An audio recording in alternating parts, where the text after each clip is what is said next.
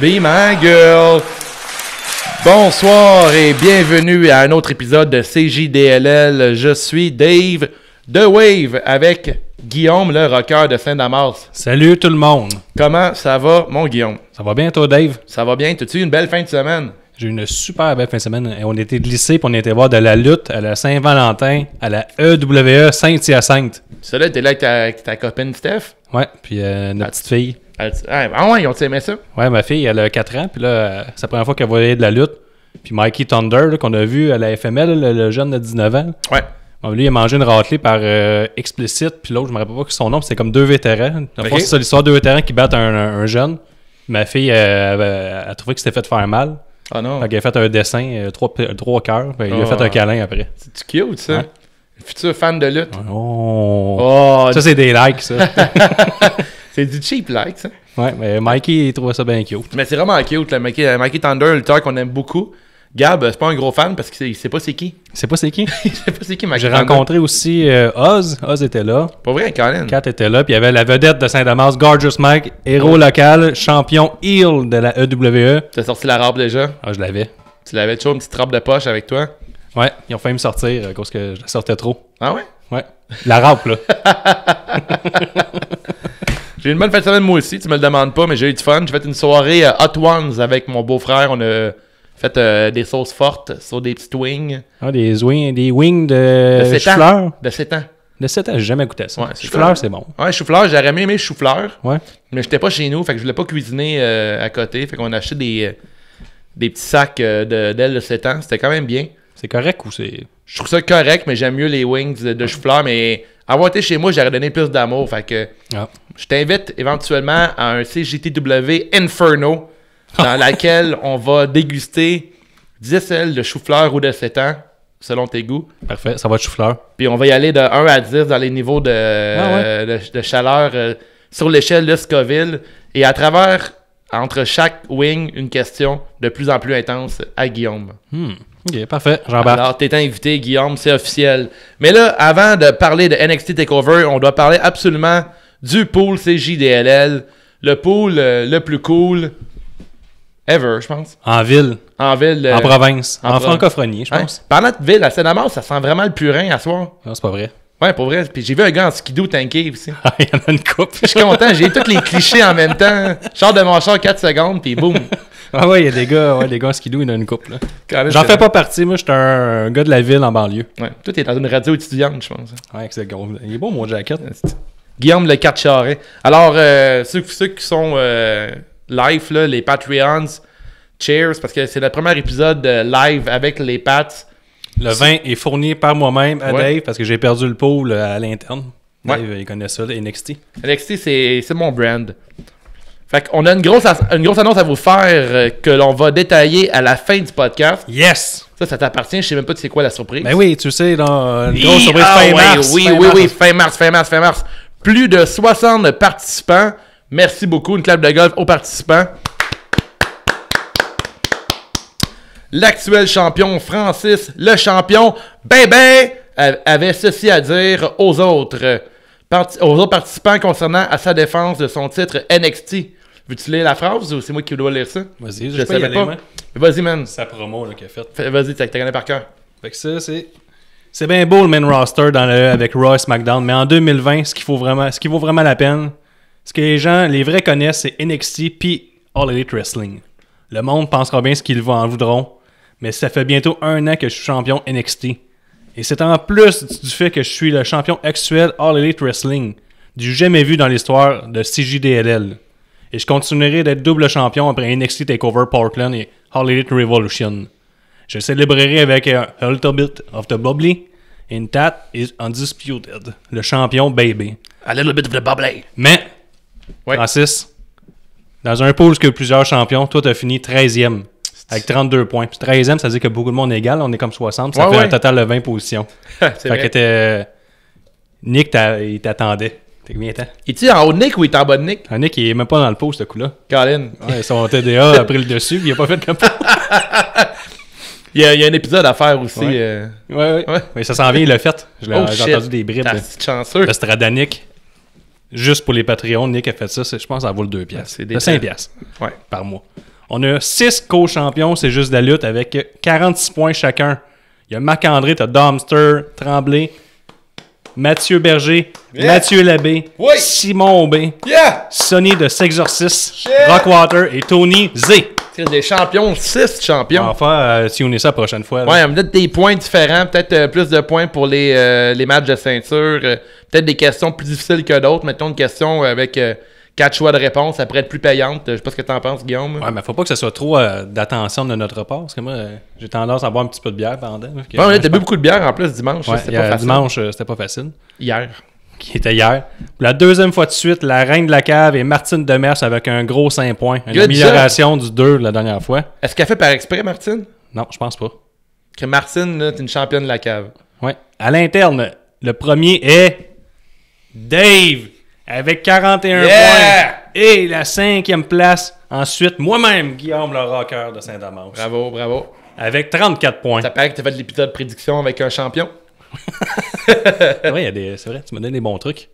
Pour la 11e place, et le fond de la cave appartient à Gab La Promesse avec 29 points. Et la 15e place.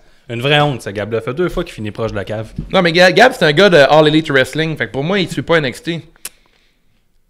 Peut-être. Peut-être c'est ça la raison. C'est un gars de JCW, surtout. Ouais, surtout. Avant tout. D'abord et avant tout, c'est ça. Puis avant de commencer le show, je voulais juste dire, là, en ce moment, là, on est live sur YouTube avec un lien Patreon. Donc, si tu as un 2$, 5$, puis tu veux nous encourager, puis en plus avoir des behind the scenes, puis pouvoir avoir des commentaires live pendant le show, parce que tout le long du show, Dave, c'est notre fille des réseaux sociaux, c'est pas? Je serais une fille des réseaux sociaux. C'est toujours une fille des réseaux sociaux. Peut-être un gars des réseaux sociaux. On est avant-garde, on a un gars des réseaux sociaux ici. C'est moins payant, je pense. C'est quoi, ça coûte plus cher? Ok, c'est l'homme des réseaux sociaux. L'homme, le vrai, des réseaux sociaux. Femme 2.0. Pendant l'épisode, vous risquez d'avoir des Benny a dit ça, Joe a dit ça. Ouais, je vais tout caller out. Là. Pour l'instant, on a des conseils santé par Jonathan Gévry qui nous recommande des vodkas au lieu de prendre de la bière pour couper dans les glucides, parce que moi puis Guillaume, on est sur le Dad Bod. Puis on a Ben Normand qui nous fait hashtag clap de golf, parce que on a déjà fait 2-3 claps de golf pour l'instant là, pour nos champions Patreons.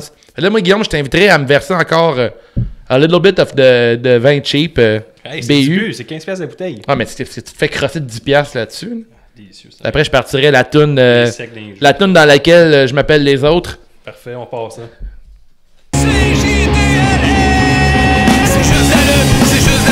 Un nouvel épisode de C'est juste la lutte. Avec Gab et Guillaume et Nick puis les autres. Tu sais qu'il y a plein de chroniques. C'est juste la lutte, c'est juste la lutte, c'est juste la lutte. I'm a genius. NXT Portland avec le groupe Poppy qui rouvre le show. Tu aimé ça, Poppy qui commence ça? Non, c'était malade. C'était pourri. J'ai dit parce ça? que... Non, je me suis enregistré avant que le show commence. C'était Triple H amène le métal à NXT. Ouais, mais c'était pas du métal, c'était du métal mou. C'était pas du métal dur. Du métal qu'il doit écouter au gym pour se craquer. Ouais, c'est bon, tu te craignes pas là-dessus. Là. Mais là, il voit la shape, il se craigne pas pire. Là. Je pense pas qu'il se craigne là-dessus. Tu penses? Si Sur quoi tu penses? Sur Lil Jon? Qu'est-ce qu'il... Il écoute du Motherhead, Triple H. Tu penses? Il écoute pas du Poppy. Hein? Ah, je suis sûr qu'il écoute un peu de Poppy. Ah ouais, moi j'ai pas aimé ça. T'aimais ça, toi? Ben, ouais, c'était correct. Ouais, moi je trouvais que ça mettait pas dedans, là, comme tune. Ouais. J'aurais bien aimé avoir Slipknot. Tu overanalyses tout. Mais même la tune d'entrée. Je devrais me partir un podcast pour tout overanalyser. Tu devrais. Poppy, là, 0 sur 5. 0 sur 5? Ouais. Mais on a parti à quel match, Dave? Ça, c'est parce que c'est pas un 0 sur 5, le premier match. Le premier match, c'est un match entre Kate Lee et Dominic Djakovic. Et Kate Lee remporte le match et conserve son titre nord-américain dans un match de 20 minutes 20. 20 minutes 20. Un petit résumé, Kate Lee fait son entrée avec un t-shirt où l'on peut voir Mayberry Strong, qui est en fait un hommage au coach Daniel Mayberry, récemment décédé à l'âge de 47 ans, suite à une bataille contre le cancer. Il était coach au football depuis 18 ans au Mansfield High School dans le Massachusetts. Il faut savoir que les deux lutteurs présents s'étaient déjà affrontés à la PWG Battle of Los Angeles en 2017 où ils avaient reçu un 5 étoiles de la part du célèbre Dave Meltzer. Il y avait eu un buzz autour du match parce que personne ne pensait que deux gros monsieur comme ça pouvaient sortir un match digne des meilleurs matchs cruiserweight de l'époque de la WCW. Là, avec la performance de Lee à Survivor Series et son spot au Rumble contre Lesnar, on peut sentir que Lee s'en va direct où, Dave? directement dans le top roster, mais j'ai pas encore dans quel brand. Moi, je pense bien que ça va dans le ciel direct. Là. Directement au ciel? Assis avec Vince. Il va être une top star, ça, je suis pas mal sûr. Je pense qu'il y a tout ce qu'il faut pour une top star. Puis Dominique... Là, ça... Djakovic. Merci. Djakovic, il faut dire? Ou Jakovic, en fait. Jakovic. Ouais. Mon Serbe n'est pas encore à point. Il faudrait demander à Paulude. C'est vrai, il faudrait demander. Et l'adversaire parfait pour son push. Ils ont souvent lutté contre à la NXT et ailleurs. Ils n'ont pas déçu encore une fois. Ils ont fait plusieurs spots incroyables, dont le Spanish Flag de la 3e corde qui a fait exploser l'arena et qui a donné 2 points dans le pool à ceux qui avaient choisi la bonne réponse. Y aurait-il ou pas un Spanish Flag? Ouais, je pense que... En fait, peut-être leur 4e ou 5e affrontement entre les deux. Ouais, mais ce qu'il y a là, Djakovic a été blessé, fait que ça a comme mis fin à la rivalité. Là. Ouais, mais c'était fun de revoir s'affronter. Mais en même temps, c'est un couteau à double tranchant. Ils ont fait toujours des bons matchs dans le passé. Puis on s'attendait peut-être à un match qu'on a déjà vu, un repeat. Ouais. Des fois, c'est un peu le problème de voir les mêmes adversaires se rencontrer plusieurs fois. Mais Jakovic avait réussi à battre Kate Lee 1 ou 2 fois dans le passé. Fait que je pense qu'il méritait d'avoir son titre contre Kate Lee. Puis le match, c'était un match à haute intensité. Très bonne commande pour commencer une carte aussi fournie. Fait que les deux gars sont échangés des grosses attaques en partant. C'était un petit peu lent, je trouvais. Mais c'était bien fait. Je sais pas si tu comprends. Il y avait genre début? Ouais, il y a eu le Hurricane Rana de la part de Keith Lee qui a soulevé la foule immédiatement. Ouais, mais ils ont eu 20 minutes de match puis ils ont peut-être buildé pendant 10 minutes avant que ça explose. Ouais, exactement. Djakovic, là, on a un couple de points que j'ai pris en note. Là, son cannonball en dehors du ring, là, c'était malade mental. Sur la chaise, là, quand Kate Lee était assis sur la chaise à l'extérieur. Mais juste avant, Kate Lee venait de faire des double chops 2 fois de suite. Ouais, là. les gros chops, tape-par-slack. Ça rentrait. Ouais, c'était un gros match bien intense. C'est un match de rap, là. Je l'avais prédit dans la prédiction, je l'avais dit d'avance. Puis moi, je pense que c'est le match que volait à soirée, mettons. Là. Ouais. Ça partait fort, puis je me disais, ça part même trop fort. Là. Souvent, là, étrangement, de plus en plus qu'on analyse les matchs dans le détail comme ça, le premier match de la soirée, c'est souvent le match que j'ai des grandes attentes pour. Mm-hmm. Autant que le match final, tu sais, le main card. Le premier match qui part la soirée, souvent, je m'attends à un match de grande qualité parce que je sais que c'est ça qui donne le pace au match, à la soirée. Moi, je pense que ça a un peu nuit au reste de la soirée. Pas que le reste de la soirée était pourri, parce que moi, un takeover, je trouve sévère un takeover que les films de Quentin Tarantino. Ouais. Sinon, ça va toujours des 5 sur 5, ça va donner long. Là. Ouais. Puis je trouve que, moi j'ai écouté ça avec des gars qui écoutent pas vraiment la lutte. Mm-hmm. Puis ça a comme donné le reste de la soirée, vu que c'est les deux seuls gros de la carte. Là. Fait que là, après ça, c'était juste des gars de 5 pieds 8, 5 pieds 9 qui se faisaient dessus. Ben, eux, ça avait comme, ils trouvaient ça moins relevant qu'ils venaient de voir deux gros gars à survivre. Au move que là, les petits autres, ils survivent encore plus. En même temps, c'est un peu relatif. Quelqu'un qui regarde pas trop de lutte, des fois, après un combat ou deux, il est tanné pareil, peu importe la qualité. Ouais, mais TakeOver, c'était assez fast-track, puis c'était populaire. Mettons, les matchs qui ont sorti, c'est eux autres, puis après, c'est Matt Riddle.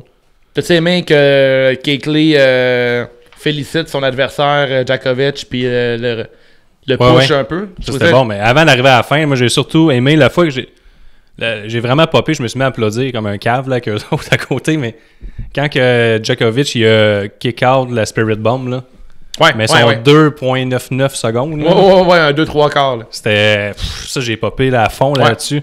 Ouais, moi, je me suis levé de mon divan. Ben, lors du Cannonball, je me suis levé. Là. Ouais, le Cannonball, moi, c'est vraiment Spirit Bomb. Parce qu'il avait mis ses mains à l'arrière, puis après ça, le no-sell. Mm-hmm. Après ça, il a refait, puis il a fait un near fall. Puis même sur le near fall, il s'était encore protégé. Fait que là, mais pas assez. Il avait eu, je trouve, c'est super bien joué de leur part. Puis le finish de Keith Lee, son Big Bang Catastrophe qu'il appelle. Là. Mm-hmm. Ça, je pense, c'est un des plus beaux finishes en ce moment à la WWE. Ouais. Ça fait du bien, parce que là, il y a beaucoup de finishes ces temps-ci, que c'est des moves, des strikes. Toi, tu dois être heureux. Ça mélange le finish de John Cena puis de Goldberg. Ouais, c'est vraiment, ça finit en jackhammer puis ça part en FU. Là. Ouais, c'est là que j'adore Keith Lee. On l'adore, puis je pense que c'est unanime. Là. Même Vince se rappe sur Keith Lee. Là. Il a donné un gros rôle à la Survivor Series. Ben, il fait bien. Il fait très bien. Le gars, il est incroyable. Un grand monsieur. Il a le look d'un lutteur de la WWE. Djakovic aussi. Djakovic, j'ai hâte de les voir séparément, ces deux-là. Je pense que c'est un match qui conclut la rivalité entre ces deux. Mais moi, Djakovic, c'est un gars qui a trop de capacité physique pour Vince McMahon. Il va essayer de le booker comme un monstre à cause de mesure 7 pieds, puis je suis pas sûr qu'il le mettrait contre des cruiserweights. T'aimerais voir Djakovic contre des cruiserweights? Ben, contre Ricochet ou la fois de même là. Ouais, Jay Styles, des gars qui sont capables d'en donner eux autres aussi, puis donner un esti de spectacle. Là. Le gars, il est énorme. Là. Ouais. Je verrais Jakovic contre beaucoup de lutteurs, en fait. Tu en nommes 2, mais je le verrais très bien contre Shane Almas, je le verrais contre Seth Rollins, je le verrais contre n'importe qui. Je trouve que c'est un gars qui a plusieurs cordes à son arc. C'est un grand monsieur, puis c'est le genre de gars qui va toujours impressionner le fan. Puis il est fort aussi physiquement. Il a réussi à faire un Dead Valley Driver de la troisième corde à Keith Lee. Ça et tout, j'avais premièrement, j'avais peur que Keith Lee se casse le cou. Ouais. 2, je souhaitais un peu qu'il se casse le cou pour le spectacle. Puis 3, mais ça a réussi, puis là, la foule, tu sais, à la limite, la foule qui est là, je sais pas, fait qu'ils prennent du speed à un moment donné dans la soirée, parce que ça n'a plus de bon sens, tu n'as plus de voix, tu étais juste trop excité. Ben, t'avais genre des matchs, des matchs de la soirée à chaque match, selon moi, dans cette soirée-là. Parce que nous, on a vu le takeover à Toronto, c'était bon, mais c'était pas à ce niveau-là. C'était pas à ce niveau-là. J'ai bien aimé Jakovic aussi, pour revenir encore avec le finish, là, Jakovic qui a essayé 2 fois de suite de lever Keith Lee sur ses épaules, qui réussit pas, qui serre un peu, qui a mal à la jambe, qui a pas la force. Puis le match, il le perd de même. Ouais, c'est ça, il avait la chance de faire un torture back, de faire son finisher. Puis finalement, il a pas réussi. Puis là, j'ai marqué, j'ai cru, mais il s'est peut-être blessé, whatever. Mais non, finalement, Keith Lee, il est trop lourd, il est trop fort, il est trop rapide pour ce gars-là. Puis son poids est aussi sa force, c'est comme sa carapace, ça le défend. Ça a vraiment empêché Jakovic de le lever. Puis là, il a fait Colin, j'ai pas réussi, j'ai plus de force. Keith Lee rentre dedans, fait son finisher. Ah, c'était vraiment bon. C'était un bon quasi match. Parfait. J'ai donné un 4.75 sur 5. Ah ouais, hein, crime, c'est une maudite belle note, ça. Parce que moi, c'était des gros messieurs de la carrière d'avance à être bon, puis Chris, qu'on deliver, puis c'était incroyable. Quelqu'un qui écoute pas la lutte, puis qui veut découvrir un peu ce quoi, je lui montre ça, puis ça met à barre assez haute. Puis... Effectivement. T'es parti généreux, j'ai parti un peu prudent au début, parce que les takeovers, comme tu as dit, c'est toujours des grosses soirées de lutte, fait que je vais pas partir avec un 4,75. Non. J'ai donné un 4 sur 5.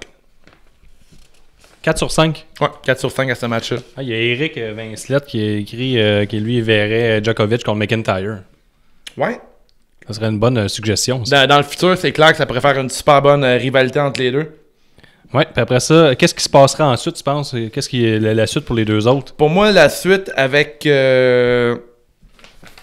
pas Djokovic, mais avec Keith Lee, je crois que ça s'appelle Damian Priest. Damian Priest, qui a pratiquement aucune défaite pour l'instant, est un des rares qui a battu Keith Lee aussi avant qu'il remporte la ceinture nord-américaine. OK. Ça fait un bout que Damian Priest est prêt pour avoir une grosse run. Elle le trouve boring un peu. Ouais, je suis totalement d'accord. C'est vraiment pas le lutteur qui m'attire. Mais c'est un grand bonhomme encore qui a des capacités athlétiques, qui est capable de faire un diving en dehors du ring. Il a une grosse voix. T'as déjà entendu ce gars-là parler? Ouais. Il y a genre la voix que je voudrais avoir quand t'appelles sur mon cellulaire puis je te réponds pas. Là. Ouais. Je comprends. Dave the Wave. Il est pas là pour l'instant. Il est pas là. Il rit. J'étais avec des femmes. Dans ses promos, là, il fait comme s'il était Playboy, là, puis il est comme le péché. Là. Mais au début, c'était pas comme il était un peu un gars, un vampire, je sais pas trop. Il était un peu plus dark. Comme un genre de Blade qui a couché avec la matrice. Là. Ouais, c'est vrai, c'était une bonne analyse. Tu le verrais contre qui, Keith Lee? Keith Lee, je le verrais moi, dans une petite run peut-être à Mania contre une superstar. Je le verrais contre John Cena. Je ne reste pas contre Cena pour tant qu'il a donné un petit gros push. Là. Et là, tu vas dans le facile. Là. Ah ouais. Contre Cena. Ah ouais. Ah ouais. C'est ça que je fais. Pourquoi pas? Pourquoi pas? C'est Mania qui arrive, on s'en fout des histoires. Là. Surtout NXT, là, ils vont juste faire des gros spots. Puis Djokovic, je le mets dans un four-way incroyable. Soit à TakeOver ou à Mania. Mais je le mettrais dans un spot show. Là. Tu le mettrais pas dans une rivalité simple, tu le mettrais encore dans des spots? Ouais.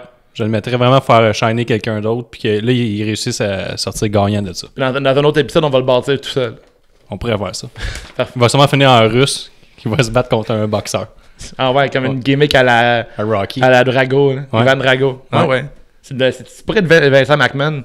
Mais là, étant donné que tu étais sur le chat en même temps que moi, Guillaume, je pense que tu me bloques. J'ai des pop Patreon, c'est pour ça. Je pense que tu me bloques de YouTube en ce moment. Je ne peux pas répondre au monde parce que. Non, je suis pas dessus. J'ai aucun message en ce moment. Non, ils sont sur le Patreon. Ah, c'est pour ça. Il n'y a pas personne qui écrit sur. Écrivez sur le groupe, sur le YouTube live si vous voulez que je shout out ce que vous dites. Si vous voulez. Si vous L'autre voulez. match, sinon... le deuxième match de la soirée. Prochain match, on a le match, un street fight entre Dakota Kai et Tegan Knox. Dakota Kai qui va remporter le match en 13 minutes 24 secondes. qui était encore une fois un pas pire match. sacré bon match de lutte. Je te laisse le décrire, Guillaume, pendant que je me remémore ce match que j'ai adoré. Dakota Kai et Nox étaient les meilleurs amis du monde et on les imaginait déjà s'en aller vers le titre par équipe dans une année assez rapprochée. Par contre, Kai s'est tourné contre elle lors de War Games et depuis ce temps, elles sont dans une rivalité assez intense. Elles ont utilisé à 100% la gimmick du match avec des attaques de poubelle, de laptop, de table, de couvercle de poubelle. Bref, ils ont utilisé pas mal tout ce qui traînait. Par contre, il y a un décorum vestimentaire qui n'a pas été respecté dans un street fight. Tu dois porter des jeans. Ben, elle avait des jeans, Dakota Kai, oui, mais pas Tegan Nox. Les deux portent des jeans, absolument. On avait fait de relever la même affaire dans All Elite Wrestling avec John Moxley puis Kenny Omega. Il y a un décorum à respecter dans la lutte. Il faut que tu sois prêt à tout et il faut que tu mettes des jeans. Ben, elle a payé le prix aussi. Kai était en short de jeans, mais Tegan Nox reçoit ma contravention de titre immédiatement à cause des attaques de lutte standard. Vers la fin du combat, Nox sort une chaise de sous le ring, frappe à plusieurs reprises le genou avec une orthèse de Dakota, insère sa jambe dedans et frappe la chaise avec son pied pour essayer de lui briser le genou. Elle passe ensuite son Shining Wizard, mais ne veut pas faire le tomber. Elle dit qu'elle n'a pas fini avec Kai et la place sur une table et met sa tête dans une chaise, en fait, dans l'ouverture du dossier. Dans le fond, si elle réussissait, je pense qu'elle tranchait la tête. Même ça finissait. Là. Ouais, le finish a passé à une milliseconde d'atteindre. C'est bien fait, genre revenir après à ce spot-là. Elle monte en haut de la troisième corde pour placer un saut sur Kai, mais Raquel Gonzalez arrive et la lance en chokeslam sur la table qui ne brise pas. Comme Dave dit, I am the table. I am the table pour les fans de Botchamania. La foule est en tabarnak. Chance des Who Are You et Kai passe le pin pendant ce temps-là pour la victoire. Raquel Gonzalez, j'ai fait une petite recherche, était assez inconnue de tous. C'est sa première apparition télé. La elle a changé 3 fois de nom. Ouais. En fait, c'est ça le problème. Elle a reçu son nom la semaine passée, officiellement. Elle a signé la WWE sous le nom de Reina Gonzalez après avoir passé par Tough Enough. Elle a fait ses débuts en 2017 et participé au Mae Young Classic à 3 reprises ou à 2 reprises, perdant à chaque fois en première ronde. Donc, on ne sait vraiment pas c'est qui. Non, ça c'est un problème. On aurait dit un épisode classique de la All Elite Wrestling.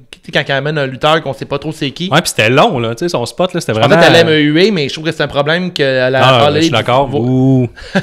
Mais c'est un mauvais move de ramener quelqu'un qu'on connaît pas du tout. Mais le spot final aurait plus looké si la table aurait cassé, évidemment. Mais j'ai pas détesté. J'aime le look de la lutteuse. Puis je t'avouerais que j'ai un fait pour les lutteuses qui ont l'air d'être vraiment tough dans la vie. Tu sais, les lutteuses qui sont plus grandes, plus faites fortes. Je trouve que legit, cette fille-là, elle a l'air de pouvoir crisser une volée à quelqu'un. T'avais un coussin en le regardant. J'avais un petit coussin. Ouais. J'avais un petit coussin, puis peut-être la couverte. Puis t'as vraiment taillé pas replay, ça veut dire. Mais là, j'aime mieux Bel Air, par exemple. Bel Air, c'est un bon coussin. Ouais. Mais ouais, elle lookait, mais elle lookait pas assez. Tu sais, t'es habillé trop en madame. Elle fait qu'elle soit plus Damien Priest, mettons, le look, là. Ouais, avec une grosse voix puis des chicks. Non, mais au moins qu'elle fasse peur. Puis que on sait pas t'es qui, puis tu lookes pas plus qu'il faut. T'es grande, t'es faite forte. Mais... Elle manquait un peu, t'as manqué un petit peu de look, là. Ouais, c'est ça. Mais côté look, Tegan Nox puis Dakota Kai, là, ils look les filles, là. J'aime vraiment leur style. T'aimes pas ça? Pas dans ce match-là. Dakota Kai était correct, t-shirt, jeans troués. As-tu remarqué son t-shirt à Dakota Kai comme il était cool? C'est quoi? Elle avait un t-shirt hommage à Tegan Nox, puis dans le dos, je pense que c'est marqué Team Kick en avant. Puis dans le dos, t'avais elle qui faisait un hell of a kick dans la face de Tegan Nox. Oh. Puis le dessin était vraiment bien fait, c'était vraiment cool, vraiment un beau t-shirt. Ça, c'est. Carte de mode. J'aime ça moi. quand ils prennent leur temps de faire des petites affaires de Moi, même. c'est une mention honorable aux gens Héroldi pour ce soir. Tu vois, mention honorable, encore une fois, Dakota Kai pour moi et toi. C'était des jeans, des décorums respectés. Tegan Nox tombe complètement à l'oubli niveau Jean Héroldi. Ouais. C'est inacceptable. T'es hors de toi. C'est inacceptable. Regarde, moi j'ai un code de jeans, je peux faire un street fight. Ouais, t'es prêt? Ouais, un match classique ou une promo? Ouais, une promo genre moi, un Hawaiian match pour moi. Je suis prêt pour Bash at the Beach. John Moxley, viens-t'en. On va se pogner, là. Ouais. Moi, je suis prêt à aller dans les barbelés. Toi, non. Ouais, toi, t'es prête pour animer le show du midi à l'école, là, dans la cafétéria. Comme à Radio Enfer. Référence 30 ans et plus. Ah ouais, 30 ans et plus. Ouais, c'est plus qu'il y a 30 ans maintenant. Hein, je pense que c'est 30 ans. Ouais. 30-35. Moi, j'ai... si vous écoutiez Radio Enfer, dites-nous-le. Là. Non, on est dans le temps Canal Famille, là. Ouais, mais ils font des reprises à cette heure de Radio Enfer là, sur... En plus, ils l'ont coupé. Ça fait comme une autre référence aux trentenaires. C'est souvent dans la trentaine que tu fais couper ça, le Canal Famille. Là. Ouais. Faut que ça s'arrête. Oh, ok, le un lien. Oh, Merci. le lien. Bravo pour le lien. Mon beau-frère qui s'est fait couper le lien aussi hier. Ah ouais? Ouais. Ah, fait que lui, il y avait un petit coussin, mais de glace. Ouais, il est sur le coussin, là, il veut plus le Ah bébé. ouais? Mais pour venir au match, j'ai capoté sur le match. J'ai eu des avis partagés sur le forum de lutte CJDLL. Il y avait des pause pistes qui Il y a sortaient. du monde qui sortait pause-piste, mais moi... C'est Joe Guévry, je pense. Ah, moi, je l'ai pas dit de nom. C'est Joe qui a dit, qui a rappelé le fait qu'à TakeOver, il y a une règle de base qui existe, c'est qu'il n'existait pas de pause piste. Moi, spoiler alert, j'ai pas de pause-piste de la soirée. Là. Non plus, c'est un TakeOver, c'est normal. Quand TakeOver, là, tu prends une petite couche, tu te pisses dessus. C'est une coupe de vin? Ouais, une petite coupe de vin pendant que je te raconte mon truc de TakeOver. Là, quand TakeOver commence, là, puis il y a Poppy qui arrive, là, habillé genre en Starship Troopers. Là. Oui. Là, tu prends ta petite caisse de Huggies pour monsieur, taille plus. Tu coupes ça, tu mets une petite couche, tu tapes ça comme du monde, pas trop de verre d'eau, tu regardes TakeOver. Pas de pause-piste. Mais par exemple, t'as tout. Ah, ben t'es placé. Tu sais, souvent j'utilise l'expression de chier à terre. Ouais. Là, tu fais que t'as chié dans la couche. Ah, tu te chies par en dedans. Ouais. Ben, C'est tu le chies bout dans de- la couche. Hein. C'est le bout un peu plus plate. Bah. Ouais. Ouais, c'est sûr. Mettons, moi j'aurais beurré ça au premier match. On déjà. peut tu checkes ça sur la balle avec ton iPad. Ouais, un niveau social, c'est moyen, là, mais. Non, mais hey, tu te plugues sur C'est juste la lutte, le forum, tu t'assois sur ta petite balle, Ah, ouvres ben ton ouais. iPad, bing, bang, bing, bing. C'est comme l'inverse de Super Showdown, ça. Super Ouais. Showdown, tu passes ton temps à pisser. Ouais. Puis TakeOver, tu passes ton temps à sa balle à chier à terre. Puis quand le match te fait triper, tu pars le bidet. Ouais, touchy. À 50 Patreon, on en fait tirer un signé. 50 Patreon, un Toshi signé, puis on va se renseigner, peut-être le faire custom, avec le Ouais. logo quelque part. Puis là, ouais, c'est ça, c'est une bonne idée. C'est assez malade, le monde vient chez vous faire son pipi ou whatever, puis il marquait la lutte sur leur bidet, puis Ouais, c'est vrai, ça. ça ouvre des discussions. Parlant de discussion, moi le match Street Fight, j'ai adoré. Il y a quelques points que tu as amenés que j'ai vraiment trippé dans le match. Le genre de tentative de kick sur Dakota Kai quand elle avait la tête coincée entre le dossier et la scie. Ah, ben, t'es arrivé pour la kicker dans la Hey, face. c'était au millimètre près, là. Ouais, ouais. Tu sais, tu vois que c'est deux filles qui se connaissent pour de vrai, qui ont lutté souvent ensemble, c'était parfait. Le début du match, on recule, là, le début du match, j'ai adoré ça. Tegan Nox, elle arrive, fait un petit signe de rock, puis là, j'ai bon, Dakota est la prochaine à arriver. Dakota, elle perd pas une minute, elle rush sur Tegan Nox, elle la frappe dans le dos, elle y envoie la face dans la barricade, mais tabarnak, là. T'as vu en gros plan, la face a tout pris le choc. Après, spear dans la barricade tombe. Le coup de poubelle d'en face en partant, là, Ouais, le un cap, là. headshot. Crème, il y a bien des gars, là, je vais pas faire la comparaison trop souvent, là, mais il y a bien des gars dans les street fights qui ont pas pris des shots comme ça, là, qui vont mettre leur avant-bras pour protéger leur petite face. Là. Elle l'a pris en pleine gueule, puis je sais pas ce qui est arrivé dans le ciel, là, mais il y a de quoi qui est revolé, Guillaume. Il y a de quoi qui a fait, je sais pas ouais. si c'était un faux cil, une dent, ou whatever, là, il y a de quoi qui est Je revolé dirais dans que le fossile, là. faux cil, il y a des bonnes chances. Mais c'est vrai qu'il était craqué par Kate Lee, devait crier en backstage en arrivant, là. Puis, C'est bon. Moi, je trouve que les filles ont tout ramassé. Il y a des très, très bons résumés sur Instagram, sur YouTube. Vous pouvez voir juste les spots du match. Ouais, puis le match de Ça filles rentre. fitait, même au niveau physique, parce qu'ils sont aussi grosses que les gars qui allaient se battre plus tard dans la soirée, tout le long, ça m'attend. Fait que tu peux pas comparer, dire les filles sont plus petites, blablabla. On a Ben Normand qui dit que tu vas sûrement animer Solid Rock dans pas long. Ah, j'ai pas la référence, ça. C'est la musique plus dans le temps. Ah ouais? Ouais, c'est vrai que C'est-tu avec le grand Talbot? non, le Talbot, c'était Monsieur Net. Ouais, mais il y avait Monsieur Net, puis il y avait d'autres émissions, une fois, un peu partout, lui. Ah ouais, mais Solid Rock, Il y avait le grand Talbot, là. L'intro de Solid Rock, elle torchait. Fait que sûrement qu'on peut aller la chercher, Musique Plus, on n'a plus aucun droit sur rien. Fait que quand Ouais. tu fais arriver, on met la toute de Solid Rock. Merci, Benny Money, man. Merci. Puis moi, Blue Jeans sur la plage, j'ai pas le référent, je suis pas un fan de Blue Jeans. Merci, il nous insulte sur des affaires piquées. Si. J'aime ça. Ben, Ou il nous complimente, mais on le sait pas. personne n'a pas le sarrasin, il paraît.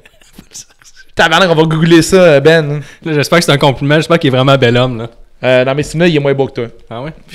La barre est... c'est Moi, je me compare à José Théodore, mettons. C'est comme... ça que tu ressembles à José je Théodore. me regarde dans le miroir, puis je vois José Théodore avec les millions en moins. Fais-nous donc un bon chant. Bonne chance. Ben non, c'est vrai, ça. Tabarnak. C'est une référence aux grandes gueules. Moi, il y a du monde qui dit que je ressemble à le gars là, dans Mafia Inc. Là. Un Mafia Inc. Ouais, le gars... Marc-André Grondin? Ouais, Ça ressemble zéro à Marc-André Grondin. thanks. Comme ça, genre. Aucune ressemblance. Ok, merci. S'il y a quelqu'un dans la vie qui te ressemble pas, c'est Ma Marc-André. belle-mère trouve que je ressemble à Marc-André Grondin. Hey, s'il y a quelqu'un qui te ressemble pas dans la vie, là, c'est bien Marc-André Grondin. Ben non, je ressemble... Hey. Je ressemble un peu à Marc-André Grondin. Eh non, t'es bien plus beau que lui. OK. Fait que c'est fini pour l'épisode, c'est juste de la lutte. C'est quoi ta note pour ce match-là que t'as adoré? Moi, j'ai donné un 3,75 sur 5 à ce match-là. J'ai mis 3,75 moi aussi. C'est même pas arrangé avec le gars des vues. Puis qu'est-ce qui se passe ensuite, Dave? Tu penses que c'est terminé entre les deux? Non, non, parce que là...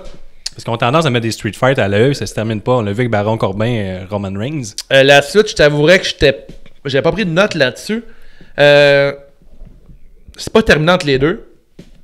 Puis là, Raquel va être du côté de Dakota Kai. Fait qu'il y a peut-être un clan qui se décide, là. Peut-être pas un clan, mais tu sais, Dakota Kai, elle va gagner en soccer ses matchs grâce à sa bodyguard qui va être Raquel. Il devrait peut-être les monter en spot. Ça va augmenter Raquel aussi, ça va la mettre sur la map. Dakota Kai est déjà bien établie, ça doit faire au moins 2 ans qu'elle est dans NXT. Elle a eu des spots, elle a fait une grosse run de babyface qui se faisait battre par tout le monde. Là, présentement, c'est une heel qui va être backée par un bodyguard un peu à la Jericho, Wardlow, whatever. Ouais. Fait que Tegan Nox va sûrement essayer de battre Raquel pour avoir son match contre Dakota Kai, mais j'en veux plus. Je veux pas que les filles aillent ailleurs, je veux qu'ils se revoient encore une couple de fois. Cage match, peut-être. Je sais pas, toi, t'en penses quoi? Je suis d'accord, mais j'ai montré quasiment, maintenant qu'ils sont hot, j'ai mettrais contre le Tag Team Championship qui a un peu disparu de la map. Asuka dans le main roster, parce que tu sais, il n'y a plus vraiment de différence entre les brands maintenant. Là. Tu précipites beaucoup, toi. Djokovic contre Cena. Ben là, oui. Déjà, Mania arrive. Non, c'est du Kate Lee contre Cena, puis ça, tout le monde est acheteur, puis même tu peux mettre à Goldberg là-dedans. Fait que là, il y a comme on a dit qu'il y avait le mix des deux finishers. Moi, je serais heureux. J'ai ma petite robe dorée ici, elle serait pas loin. Il n'y a pas de mauvaise réponse, en fait. On dit ce qu'on aimerait le plus. Mais sinon, je connais pas assez NXT. Pour ça, je ramène tout le temps sur main roster. T'es monté tout de suite en haut. Ouais, t'es comme Vince. Ah ouais, en haut. Ah, donne-moi-les. Les deux filles, faux tonton, cheveux blonds. Je vais regarder ça en arrière, là. Ouais. Venez voir ça sur YouTube rapidement, là, mais on a une belle bannière en arrière. Ça, là... Ça, c'est hot. Il faut une autre pause clap de golf pour nos Patreons. Ouais. On vous l'avait dit, là, l'argent va dans un écran vert, une belle banderole. Ça va nous servir pour notre surprise plus tard. La peinture gold pour les râpes. La peinture gold pour les râpes, Mais là, tantôt, on va vous dire pourquoi il nous faut une banderole, parce que on a une grosse nouvelle pour vous autres. Le 3e match de la soirée, Dave, je te laisse lire ça. Je te lis ça immédiatement. C'est Finn Balor, si tu veux que je t'aide. Ah, merci. J'ai comme... Mais ça, tu m'es imprimé dans le désordre. Ah. Tu veux me faire des mauvais coups, man? Je suis le même. Finn Balor, il never miss, qui va gagner contre Johnny Wrestling, Johnny Gargano, en 27 minutes 22. La rumeur veut qu'il n'y a aucun des deux hommes qui mange du yogourt plus que 2% de gras. Et ils sont secs. Ouais, J'ai rarement vu de quoi d'aussi sec. Ouais, peut-être des raisins. Et même les raisins de la petite madame avec une genre de cagoule rouge, là, c'est pas aussi sec que ça. Eux, là, ils se tiennent loin du Dunkin' Donut. Les autres, il n'y a même pas les peurs de Dunkin' Donut. Ils doivent avoir une vie plate ou à l'heure du souper, eux autres. Là. Non, mais c'est pas plate quand ils se mettent en bedaine, par contre. Là. Non, ils doivent souvent être en bedaine. Je serais tout le temps en bedaine. Eux, ils sont pas gênés de travailler en bedaine, assis. Les autres, assis, penchés par en avant, ils sont même pas gênés. Ils sont la râpe. Deux râpes qui se battaient. Ouais, ça, c'était sec, ces deux messieurs-là. Tabarnouche. Mais... on va faire un résumé. Gargano arrive en cosplay Carnage, qui est un vilain dans l'univers Marvel. Ouais. Cela pouvait laisser présager de quoi si tu étais assez fin observateur. Il faut se rappeler que Balor a fait son heel turn sur Gargano il y a quelques semaines, donc on pouvait enfin avoir le dream match entre Johnny Mr. Takeover Gargano contre Finn, Monsieur Sec Chris Balor, qui était aussi... Balor, ouais, je me trompe tout le temps. Qui était aussi le leader du Bullet Club pendant des années, puis on a toujours dit que leur style pouvait être complémentaire. On a eu le droit à un long match où les deux y ont été d'une belle démonstration de strong style et de cardiovasculaire. Ça, c'était un long match avec un pacing assez élevé. Là. Ouais, clairement. J'avais des doutes sur le fait que Gargano pouvait sortir un bon et un long match, lui qui a été blessé en 2019 et qui a été limité à seulement, j'ai été vérifié, 39 combats en 2019 et 2 seuls en 2020. Vers la fin du match, Gargano prépare la table de commentateurs pour passer Finn à travers, mais Balor le compte et lui passe un John Woo kick pour le proche de la table à la clôture. Il le ramène sur le ring, lui passe son coup de grouse, comme qu'ils disent. Coup de grouse! Et son 90 Sting pour la victoire ultra clean. Il fait ensuite un faciès qui rappelle ce que je pensais être le démon. Tu vois que ça le travaille un peu. Hein? Ouais, il y a de quoi qui se passe avec Balor et j'adore ça. Est-ce que tu as apprécié ce combat, sûrement? Ouais, ben oui. Méga fan de Johnny Gargano. Selon moi, c'est un des meilleurs de la business. Et je sais que il y a pas grand monde qui sont d'accord avec ça. On dirait, ben en fait, dans mon cercle d'amis proches, t'es pas un fan, toi non plus, je pense. De Gargano? Ouais. Non, je trouve qu'il a l'air de petit voisin qui s'entraîne une fois pas une fois de temps, qui s'entraîne beaucoup. Ouais. Mais je trouve qu'il est pas impressionnant, puis je trouve qu'il a du charisme assez moyen. Ouais. Puis la légende vient du fait que c'est la foule de TakeOver qui l'adore, de NXT. Je trouve que c'est les fans qui ont créé Johnny Gargano, Johnny Wrestling. Je pense qu'il est arrivé, il était déjà créé, ce gars-là. Je veux dire, ces gars-là, moi, mon opinion sur Johnny Gargano, c'est un bon lutteur, mais je pense pas qu'il y a du star power. Puis des gars qui luttent comme lui, il y en a à pelleter dans eux. Là. Ouais, tu penses ça? Ben, je pense, mettons Ricochet, Finn Balor. Je pense que, honnêtement, je suis pas mal sûr que... Mansoor. Mansoor, il est vraiment fort 2 fois par année. Ouais. Ben là, prochainement, il va être très fort, là, dans 2 semaines. On parlait du match. J'ai adoré le match, surtout vers la fin. Je trouve que c'est un match ça a pris beaucoup de temps avant de commencer. 30 minutes de match. Hein. Je trouve qu'il y a eu beaucoup trop de hold. Il y a eu beaucoup de pauses durant le match. Balor avait un style très heel avec travailler le corps de Gargano, prendre des pauses, jouer avec la foule. Balor est en transition. C'est Prince Balor maintenant. Il y a son X dans le mot Prince. Il y a sa nouvelle catchphrase qui « never miss ». Quand il est arrivé sur le ring, il n'a pas levé les bras absolument. Tu sais, quand que le jeu de lumière, il fait plus ça. Il a commencé à pointer un peu Bullet Club. Très Bullet Club, très là, Bullet Club, on se cache même pas. Là. Il est beaucoup en transition, puis il y a de quoi qui se passe avec Balor. Il y a de quoi qui se prépare, puis on n'a pas encore tout vu de Balor. Puis le match contre Gargano, c'était déjà prévu, ce qui va arriver plus tard dans la soirée. C'est déjà scripté. J'ai vraiment aimé la deuxième partie du match, quand Gargano a ouvert les valves, puis que là, c'était Johnny Wrestling.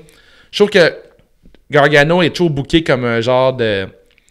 comme un underdog, là, genre l'average Joe. Il commence le match lentement.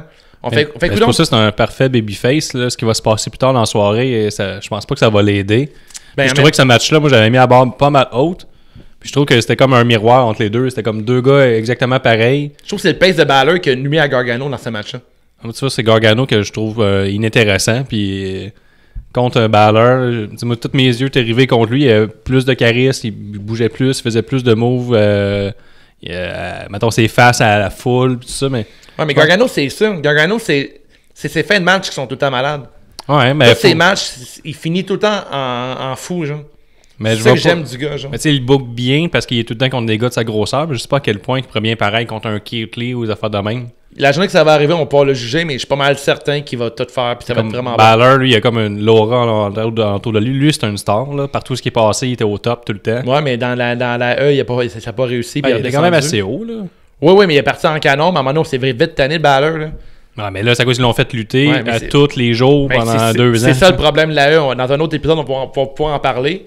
Mais quand t'es rendu dans Raw puis SmackDown, on te voit à chaque semaine, puis tout le monde finit par se tanner de tout. Ouais, toujours. Puis là, dans All Elite, il n'y avait pas ça. Puis ils ont dit, on va faire 2 shows comme eux autres, là, que le monde se tanne. Exactement. Fait que là, pour revenir à Gargano, la fin de match, j'ai adoré ça. Côté psychologie de ring, j'ai aimé que Gargano essaie de voler les moves de Balor. Encore là, il t'arrête de voler les moves qu'un heel applique. Fait que ça donnait quand même un genre de tell sur le fait que Gargano voulait pousser plus loin son match, puis il voulait faire des moves heelish en volant les moves de Balor. Absolument, un face ne va pas voler les moves de son adversaire. Non, c'est ça. Mais là, par exemple, même à la fin, il n'a pas agi comme un gars qui était comme tanné ou qui allait passer à autre chose. Moi, ça m'a laissé vraiment sur ma faim, ce match-là. J'ai pas capoté. Là. Moi, je vais cliquer ton avis. Je trouve que c'était un très long match, 30 minutes. Maintenant, je l'aurais charté à 15-20 peut-être, là, 20, on disait quoi, 28 minutes. Là-dessus, je suis d'accord. Pour la durée du match, je suis d'accord. Très long. Il y a pas, tu sais, je rappelle, on vient de voir Keith Lee et Djokovic, c'est 2 gars de 200 que Lee qui viennent de faire des moves qui n'ont pas de crise de bon sens. Là, vous autres, vous êtes plus petits, vous commencez juste à donner des kicks ou des coups de poing. Ouais. Et tirez-moi pas ça pendant une demi-heure parce que j'y croirais pas. Là. C'est les holds. Je trouve qu'il y avait trop de holds, il y avait trop de pauses au début. La fin, je trouvais que c'était de la dynamite. J'ai aimé comment il a construit le match. J'ai aimé que Balor manque un de ses coups de gras sur Johnny Gargano. Je te rappelle que la nouvelle gimmick de Balor, c'est qu'il never missed. Il a manqué son attaque. Ouais. Fait que là, c'était cool. Ça donnait mais il a réussi à éviter une attaque de Balor. J'ai adoré le coup de grâce qu'il a réussi à atteindre Gargano. Selon moi, c'était un des plus violents de Finn Balor. Il a atterri directement dans le ventre de Gargano. Après, il s'est levé. Il a pointé des doigts. Puis j'ai pas fini avec toi. Très heel de sa part. Puis il a fait tout un 1916. Là. Il a levé des airs. Il a fait un standing DDT. Pas DDT, mais Brainbuster. C'est ça, c'est une bizarre de. Pas de J'ai bizarre adoré d'édition, ça. mais au niveau booking, c'est qu'il a gagné comme ultra clean en étant heel. Ouais. Fait là, il y a comme Bury à côté Johnny Gargano. Ouais, mais Gargano, c'est pas terminé. Tu sais, là, avec la Ouais, suite. ouais. En ce moment, si je regardais ça, on Il y a regarde justement Bury que le Isolé, face. Ouais, tu sais, il y a Bury le face qui est supposé être une top star Ouais. de NXT, puis il l'a vraiment genre détruit. Là. Mais Gargano, il a jamais été un gars qui gagnait tous ses matchs. C'est un gars qui se bat tout le temps. tu Ouais, sais, mais il là, c'est donne tout ce vraiment fait battre. Tu sais, un finisher se faire lever, un autre finisher. Parce que je comprends que son nouveau finisher, c'est le DDT qui avait un peu abandonné dans le main roster. Ouais, le Brainbuster de 1916 qui look crissement. J'adore, mais j'aime la transition des deux. Je trouve que. Fan de DDT ici, moi. Ouais, ça J'adore look. ça. Fait que Gargano face s'est fait détruire par Balor. Mais Balor est booké ultra fort. Puis si tu veux qu'on parle de la suite, veux-tu qu'on donne la note ou on donne ce qui. La note. Moi, j'ai donné un 3.5 sur 5. Je répète, Même chose. c'est un takeover, je suis plus sévère. 3.5 sur 5. Est-ce que tu mets ce match-là au Royal Rumble, puis on dit que c'est le match de la soirée? Peut-être, oui. Mais là, ce qu'il y avait. Moi, je pense que c'est nuisait tout dans la soirée. C'est takeover. Il y avait beaucoup de strong style, c'était surtout du copy-paste, je trouvais, de match en match, sauf le premier. Il manquait de luttes différentes, de la chain wrestling, ou des affaires de même. Peut-être moi, tout qui est trop piqué. Je pense que quand c'est NXT, quand tu vas Balor contre Gargano, en partant, tu t'attends à avoir des gros matchs. Gargano, c'est souvent les meilleurs matchs. Parce qu'il était mal placé. Ils se sont dit, il aurait pu mettre le tag team, les filles, puis après ça, Dave Pillman peut faire Balor, puis Johnny Gargano avec le main event, parce que c'est sensiblement la même affaire. C'était comme un peu weird le pacing de la carte. Il manquait un dream là, dans la carte. C'est juste qu'on fasse un match vraiment différent des autres. Là. Qu'on remplace un match-là ou un autre par. Le match d'avant, c'était un street fight, ça ne ressemble pas pantoute. Ben, c'était un peu semblable pareil, c'est juste des strikes, des affaires de même. Là. Je trouve que oui. Je suis pas d'accord. Puis ce qui se passe ensuite avec Balor, mais je pense bien qu'il va se trouver un clan. Avant que tu me le voles, mon idée, vas-y. Mais moi, je pense qu'il faut qu'il se trouve un clan parce qu'il peut pas juste heal puis dire qu'il manque jamais puis qu'il réussit tout ce qu'il essaye. Moi, je pense qu'il y a une petite bande dans l'entour de lui. Là. Mais moi, la suite, mais tu le sais, puis on a parlé dans le podcast. Ben, je te laisse y aller. Moi, je souhaite que Finn Balor confronte Adam Cole et même qu'il sème le doute à travers Undisputed Era et il prend le contrôle de Undisputed Era. J'adorerais ça. Ça me ferait vraiment triper parce que... Mais je vais faire semblant d'être surpris. Chris, de bonne idée, ça. On en parle tout le temps. Ouais, ça, c'est... Mais que Undisputed Era, Chris dehors, Adam Cole, puis prennent Finn Balor contre leader, j'aimerais crissement ça. Que le terme Undisputed Era se dissocie d'Adam Cole, que Adam Cole devienne face dans NXT, il vient single run, j'embarque à 100%. Ouais, moi aussi. Puis en plus que Undisputed Era ces temps-ci, ben là t'as Roderick Strong qui a perdu sa ceinture contre Keith Lee, puis que maintenant il t'arrête de perdre la tête avec Velvet in Dream. Ouais. Puis là, plus tard dans la soirée, on va apprendre que le ça va pas bien. Fish puis Riley vont perdre aussi leur ceinture. Fait que tu sais, on voit qu'il y a de quoi qui se passe dans Undisputed Era. Non, moi ça j'en La prophétie est terminée, là, tu sais. Ouais, faut que Balor vole le Undisputed Era. Vous l'avez entendu. Ça va arriver. On aimerait vraiment ça, en tout cas, CJDLL. Takeover le 3 avril. Non, le 4 avril, ça va être. Ouais, dites-nous ce que vous en pensez, là, si vous aimez ça, là, puis on va en jaser, on va jubiler là-dessus ensemble. On aime les gens qui aiment ce qu'on aime. Alors, après le match, je vais continuer ça. Il y a eu une entrevue avec Cathy Kelly. À moi, tu voulais en parler. Ah, vas-y. Je l'ai pris en note. Cathy Kelly, c'était son dernier NXT. Elle est en entrevue justement avec Undisputed Era. Elle est avec Roderick Strong. Roderick Strong est en train de perdre la tête parce que, quoi, Guillaume? Parce que Velveteen Dream a mis le mind game dans un autre level. Récemment, il s'est présenté à Roderick Strong avec, sur ses collants, il y avait la photo de sa femme et l'enfant de Gargano. Pas de Gargano, mais de Roderick Strong. Roderick Strong capote, comprend pas ce qui se passe. Puis Velveteen Dream est reconnu pour garder le kayfabe, même sur les internets.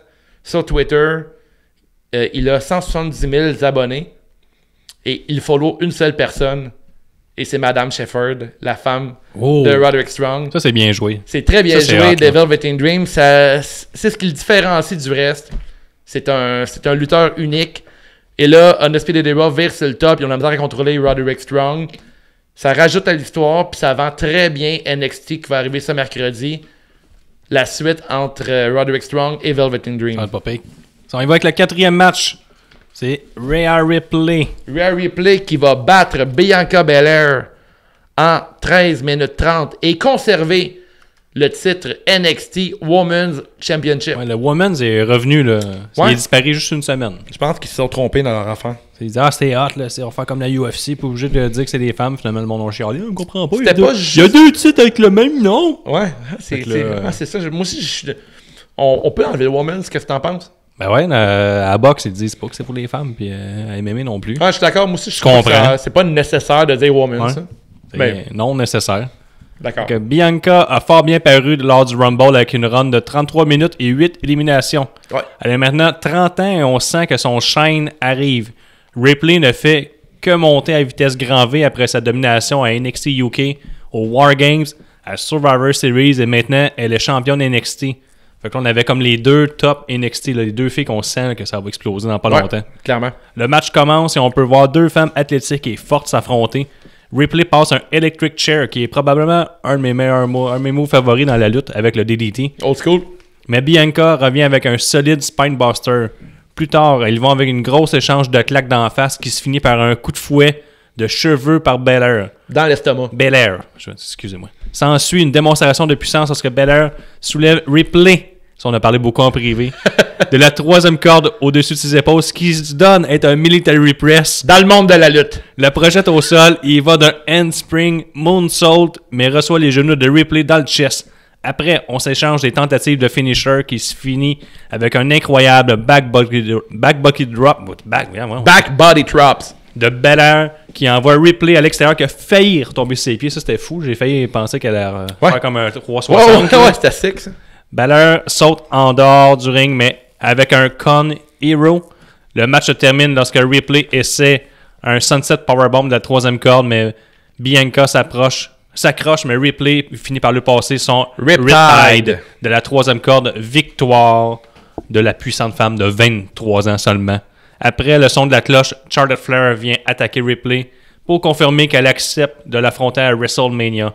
Première fois qu'un gagnant du Rumble choisit de défier un champion NXT. Ouais. Fait que ça, c'était fucking hot. Ça, c'est un tabarnak de match. Moi, je l'ai dit aux gars, je pense, là, moi, je m'énerve tout le temps, là. Mais c'est facilement dans le top 5 des matchs féminins de la dernière décennie ou peut-être de l'histoire de la lutte féminine. Dis un gars qui a aucune mémoire. Non, mais ça, c'était un tabarnak de match. Ah ouais, t'as trippé à ce point-là, hein? Tu sais, tu dis, les matchs, t'as Bayley contre Charlie Flair dans le temps, fuck you, c'était bien meilleur ça. Là. Je vais rester de glace, là. Je changerai pas ma note. Ça, ces filles-là, tout le monde qui dit, les féminines, ça, c'était un bon match. Fais-moi donc un 30 secondes de marque. Tabarnak, une fille, une toute petite, une femme pas de merde. Une fille, c'est dans la vaisselle. Moi, j'aimais bien Trish Stratus en boule avec Vince McMahon. Ça, c'était tabarnak, moi, je n'aime pas ça, le gaulliste. Mais ça, c'était fucking bon. Un ben trop musclé par une femme, moi, les femmes musclées, j'aime pas ça. Ouais, mais quand elles sont trop petites, trop petites. C'est moi le gars dans le couple, c'est moi qui roule la télévision, qui programme l'hélico, c'est moi qui fais ça à la maison. Pour revenir au combat, moi, j'ai marqué du début à la fin. Ouais. Je savais que Bianca allait perdre, là. Ça, je le savais, là. Mais ils ont réussi à me faire oublier que je le savais. Je le savais pas, moi. Ah ouais? Mais moi, j'étais convaincu que Ripley, c'est pas y enlever la belle, il faut qu'elle affronte Charlotte Flair après. Là. Ah ouais, j'avais de quoi en tête. Ils m'ont fait marquer à fond. Ouais. Puis, j'ai capoté. J'ai rarement vu un match de trippé sur le match, mais tant mieux c'était trippé. La fille est ben trop puissante. Elle fait un military press. Non, arrête solide, parce que Dave, il dit que c'est pas ça vu qu'elle a pas... Je suis pas le seul. Poussé comme au CrossFit. Un instant, là. Pause. Hey, là. Ça veut dire que... Pause. CrossFit à la maison, là. Pour que military press soit un rep, tu dois pousser à partir du chest vers le ciel. Ouais, mais Gab, lui, il disait, mettons que... Gab, il n'y a pas une shape de CrossFit. Je comprends le move, mais un move de lutte, comme qu'il disait, mettons, le finisher Gab, je vais dire shape de CrossFit, mais tu connais pas le CrossFit. Le finisher de John Cena, c'est un fireman carry. Puis si le gars, il saute, puis il tombe sur ses épaules, il a pas poussé pour le mettre là, mais ça reste quand même le même move. Je comprends, mais le terme military press est un terme de CrossFit. C'est une manœuvre qui est supposée être un entraînement. Fait que si tu veux faire un vrai military press, tu vas partir du chest et le lever vers le ciel. Ouais, mais... Le problème, c'est le nom. Il faudrait que le nom soit différent. Par exemple... Il doit appeler ça un Bel Air Press, par exemple. Ça fonctionnerait de toutes les manières, parce qu'on sait que c'est son signature move. Mais Bel Air était au courant, parce qu'elle Elle a squatté un peu vers de la poignée. C'est un push and jerk dans le domaine de l'entraînement. C'est un military press dans le monde de la lutte.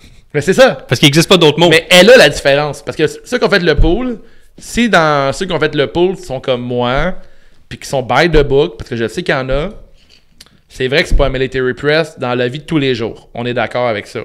Mais dans la lutte, hey, tu traites nos fans de stupides parce qu'ils connaissent l'entraînement. Non, c'est destiné juste au gars à côté de moi.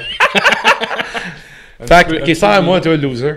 Fait que, dans le monde de la lutte, tout le monde appelait ça military press parce que c'est ça, tu sais. Il n'y a pas d'autre mot. Comme on parlait à l'interne, moi et Guillaume, parce qu'on a parlé une heure là-dessus. 2 épées qui travaillent pas. Fait qu'on s'est dit qu'il y a une souplesse. Peu importe d'où que ça part, ça reste une souplesse. Ça part du 3e quart, whatever. Puis sûrement que dans le monde de la lutte olympique, une souplesse a juste une signification. Tandis que dans le monde de la lutte, la souplesse peut être appliquée de côté, whatever. Fait que dans le monde de la lutte, c'est un military press. Dans le monde réel des moldus, ce l'est pas. Non, mais c'est un pool de lutte. Alors, dans un pool de lutte, ça reste un military press. On l'a accepté, puis on a 6 champions à cause de ça. C'est terminé, mon honneur. C'est vrai. On s'est obstiné longtemps, puis c'est rare que j'avoue que j'ai tort, mais dans un monde de lutte, c'est ça. À la lutte, c'est le même. Ben, y a pas... C'est vrai que. Il y a une loi dans la lutte. Il devrait y donner un nom pour qu'elle puisse le passer Le tout le Bel Air temps. Press, je pense. Moi, je pense que ouais. Il devrait prendre cette idée-là. Ça, je suis 100% d'accord. Ouais. Est-ce que tu es d'accord que ça aurait été un match féminin? Oui, féminin, je suis très d'accord. Nestifie de bout. Ah, puis la recherche du military press, je l'ai pas parlé, mais il y a eu des bons côtés de notre obstinade. Ça m'a amené à googler tout ça, puis j'ai vu un genre de top 50 de ceux de Goldberg. Il est fort, Goldberg. Goldberg, c'était une machine. Une machine. Il choke le gars, il se penche, puis il lève sans forcer. Ouais. Incroyable. Ouais. C'est un push and jerk, ça aussi, mais il lève en tabarnak. Ça, il est fait genre avec un Orton. Ouais, une machine, hein. Goldberg, quand même. Mais j'ai pris quelques notes sur le match. Candidate aux gens érudits, encore une fois, Belair, la Queen, avec son look Cléopâtre, Black History Month. Callis Kaluka avec ses bottes gold scintillantes. Je trouve que Belair, là, elle a tellement de star power. Elle arrive sur le ring. Je suis d'accord, mais pas autant que Ripley. Ripley, elle arrive. Ah ouais, on a tout vu, je suis pas d'accord. Ripley, elle arrive, elle est grande, elle est musclée, elle a du look. Elle a l'air un peu badass. Tu sais, tu la regardes, il y a quelque chose qui se passe. Ça te gosse pas qu'elle sort tout le temps la langue à chaque 4 secondes puis elle monte son piercing de langue? Je trouve qu'elle est cheap un peu. Non, ça me gosse pas. Ah ouais, non, là, j'ai pas dit ça fait sortir le coussin, ça? Pour vrai? Ça coussine. Ah oui, ça te coussine, ça? Non, mais je trouve qu'elle look. Elle arrive dans un ring, puis c'est sûr que je regarde ce qu'elle va faire. Là. C'est sûr, certain. Là. Ouais, ok. Mais c'est correct en même temps parce que je pense pas qu'elle est.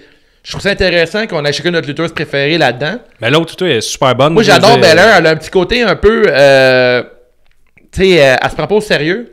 Tu sais, quand il y a eu l'affrontement entre Charlotte et Ripley à NXT cette semaine, elle a fait une crise de face, genre, ouh, qu'elle voulait pas se mêler. Sa petite tape de fesses qu'elle fait, qui est pas nécessairement sexy, qui est juste un peu, genre, enfantine. Ouais, c'est pour ça le Ripley, il a fait aussi. Là. Je trouve ça vraiment drôle. Elle a vraiment une belle aura, puis c'est une fille qui. Elle est quand même assez green dans la lutte, là. Elle est championne CrossFit. Elle a fait beaucoup de compétitions, d'entraînement. Puis c'est récent qu'elle est dans la lutte, elle. Fait que, tu sais, je trouve ça vraiment intéressant de voir son progrès. C'est 2 lutteuses super intéressantes. Je trouve que Belair, elle me parle plus côté attitude. C'est l'inverse, mais c'est ça la lutte. Hein. Ben, c'est ça exactement. Puis les 2 très bonnes lutteuses, j'ai écrit drôle de military press. Mais malgré que c'était pas un vrai military press dans le monde réel, j'ai trouvé ça vraiment impressionnant qu'elle le fasse sur replay. Les manœuvres à l'extérieur, encore 2 grandes madames qui font des flips en dehors du ring. C'est pas facile parce que on dit grandes, mais ils ont genre 5 et 6, 5 et 7, les 2 filles. Puis le 3e câble à la lutte est à 5 pieds. Fait que ça fait pas beaucoup de marge de manœuvre pour faire ton saut par-dessus. Puis ils l'ont bien appliqué. J'ai pas trippé sur le finish. Tu l'écris dans la recherche que tu as faite. Je sais pas si tu l'as remarqué live ou c'est en faisant des recherches sur Wikipédia que tu as vu ça. Mais j'ai pas senti un sunset flip de la part de Belair. J'ai trouvé que le finish était un peu précipité. Non, c'est Ripley qui a essayé de faire un sunset flip. Puis Belair s'était accroché sur les câbles. Fait qu'elle Ripley pas capable de le passer. C'est arrivé vite, je trouve, un peu ça. Elle a kické d'en face Belair, puis après ça, elle a passé son Riptide. Ouais, mais moi, au contraire, j'ai adoré le finish parce que je trouvais que Bianca paraissait ultra forte puis brillante. Tu sais, qu'elle était résiliente jusqu'à la fin aussi, puis même intelligente dans le ring parce qu'elle avait compris le move de l'autre. Mais Ripley est juste trop forte. Tu l'as vu le soir même, toi, ce move-là? Ok, moi, le soir même, j'ai trouvé que elle avait l'air d'aller dans le coin pour aucune raison. Moi, je trouvais que Booking-wise, c'est super intelligent. Okay. Le finish, je le trouvais quasi parfait. Ouais. Puis le riptide de la troisième carte, c'était comme le move pour effoirer. T'aurais pas détesté que Belair a kick-out au moins une fois du riptide? T'as pas eu grand move? Non, moi, j'ai aimé ça qu'il y en ait juste un. Puis en plus, Ripley, elle a comme pogné, elle a dit, pour écraser cette femme-là, faut vraiment que je passe mon finish, mais je le monte, je step up. Là. Ouais, parce qu'il était plus en hauteur. C'est ça. Ça l'a vraiment effoiré. Puis mention honorable, là, je sais pas si tu l'as remarqué, mais Belair, quand elle est tombée, elle a vraiment... Elle était knockée, là. Elle a fermé les yeux, les deux bras sur le côté, puis là, elle a fait un pin avec elle en croix. Là. Ouais. Fait qu'elle a vraiment vendu. Elle a vendu le finisher. Mais ils n'ont pas le choix de faire ça parce qu'elle va affronter Charlotte. Parce que autrement, si c'était pas Charlotte qui était dans l'équation, je pense que Belair aurait dû au moins kick out d'un des moves pour pouvoir la mettre au même niveau. Ouais. Mais là, Ripley, tu vois que clairement, elle est dans l'autoroute, directement dans le top roster. Ouais. Puis là, il y a à vendre vraiment plus fort que tout le monde. C'est correct. Mais quand elle revienne, elle va être prête à perdre sa belle contre, mettons, Belair ou ceux qui vont être en ligne pour la poignée. Ouais, clairement. Il faut pas que Bianca tourne en entour de Ripley ou qu'elle attende. Il faut vraiment qu'elle pète tout le monde en attendant. T'as-tu aimé l'intervention de Charlotte? Ouais, j'ai adoré. Ouais, elle a manqué son natural selection, ça m'a un peu gossé. Ouais, je sais que c'est un petit détail, mais je trouve qu'elle a vraiment botché ce finish-là. Elle a finalement accepté de se battre contre Rhea Ripley. Pop, moi, c'est plus le fait que c'est la première fois qu'on met NXT en haut encore. Que c'est legit, elle va même pas chercher Becky ou Bayley, fait qu'on va pas une reprise d'un match qu'on a vu 100 fois, on va vraiment avec la nouveauté à WrestleMania. Ça, c'est rare qu'on fait ça à Mania. Je suis très down avec ça. Qu'on va pas avec des cartes établies puis sécuritaires. Fait que moi, pouce en l'air pour la E là-dessus. Fait que je donne un 4.5 sur 5 pour ce match-là. Ah ouais, 4.5. C'est bon, on est vraiment loin. J'ai mis un 3.25 sur 5 pour ce match-là. Moi, j'ai adoré puis je le réécouterai tout le temps. Si tu me permets, si j'étais Vincent là-dedans, vraiment court, j'aurais préféré voir Charlotte intervenir à la fin du match, aller frapper Belair pour donner la victoire à Belair en DQ. Elle ne gagne pas la ceinture parce que c'est par disqualification. Puis après qu'elle accepte le challenge à Rhea Ripley, je trouve que ça aurait mieux protégé Bianca Belair dans ce match-là. Puis Rhea Ripley n'aurait rien perdu de ça parce que... Ah ben moi, au contraire, je trouve que c'est mieux de vendre Rhea Ripley vraiment forte puis puissante puis imbattable pour qu'on soit intéressé de la voir contre Charlotte Flair. Ouais, mais je trouve pas que c'est mauvais non plus. Là, je pense que... Mettons qu'un swerve de même, tu vas dire, ah, mais là, j'y crois pas vraiment, là, on y croit vraiment. Moi, en tout cas, j'ai vraiment aimé ça. Puis ce qui se passe ensuite, on l'a déjà répondu. J'ai un instant encore, on a Bookto 3 qui dit que ce n'est pas un press, je suis Team Dave. Alors, je suis pas le seul qui est d'accord avec ça. Quand je l'ai vu live, je me suis dit, ça comptera pas, entre parenthèses, surtout que vous aviez parlé dans la prédiction. Fait que ça, c'est comme, on en a parlé dans la prédiction, que je parlais qu'un military press devait partir des épaules, du chest, et soulevé vers le ciel. Puis moi puis Guillaume, on en a parlé ensemble, mais je pense que les deux, on a interprété ça différemment. Guillaume a beaucoup focusé sur le fait que les coudes devaient être barrés dans le ciel, ce qui est arrivé dans le match hier. Fait que c'est une question bonus qui porte à confusion. On va rectifier le tir. Heureusement, il n'y avait pas de prix en jeu. Mais dans le monde de la lutte, Morrow a dit que c'était un military press. Dans tous les sites, il disait que c'était un military press.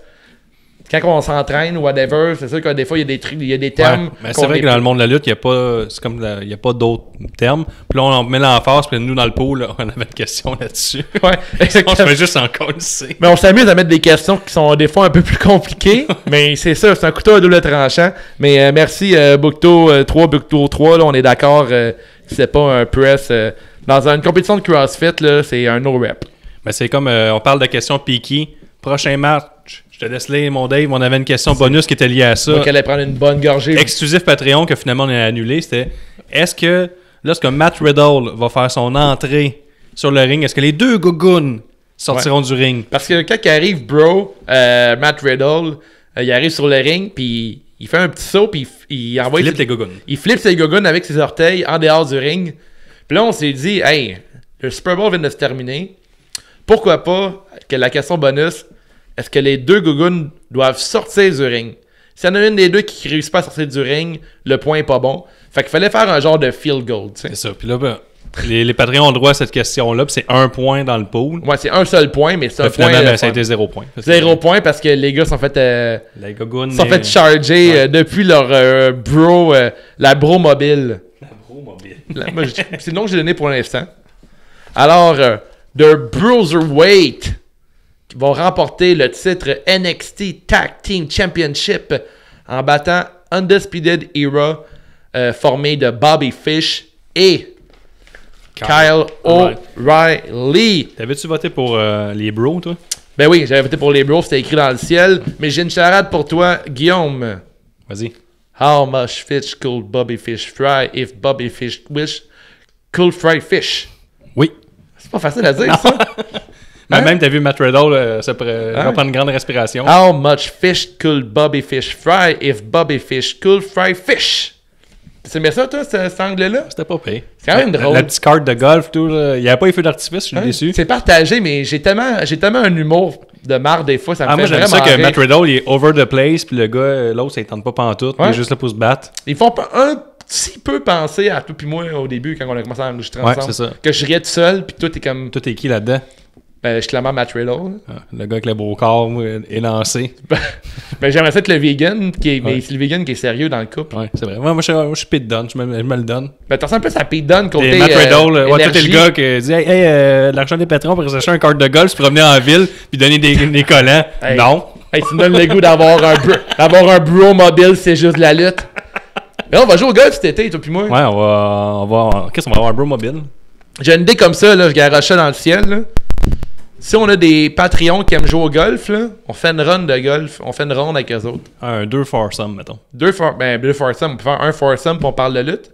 Ouais, il y aurait juste deux. On peut se faire un genre de petit truc Patreon, mettons qu'on oui. on va jouer une game de golf les cartes, puis après on parle de lutte après au 19e. Oui. À Longueuil avec les gros trous, là.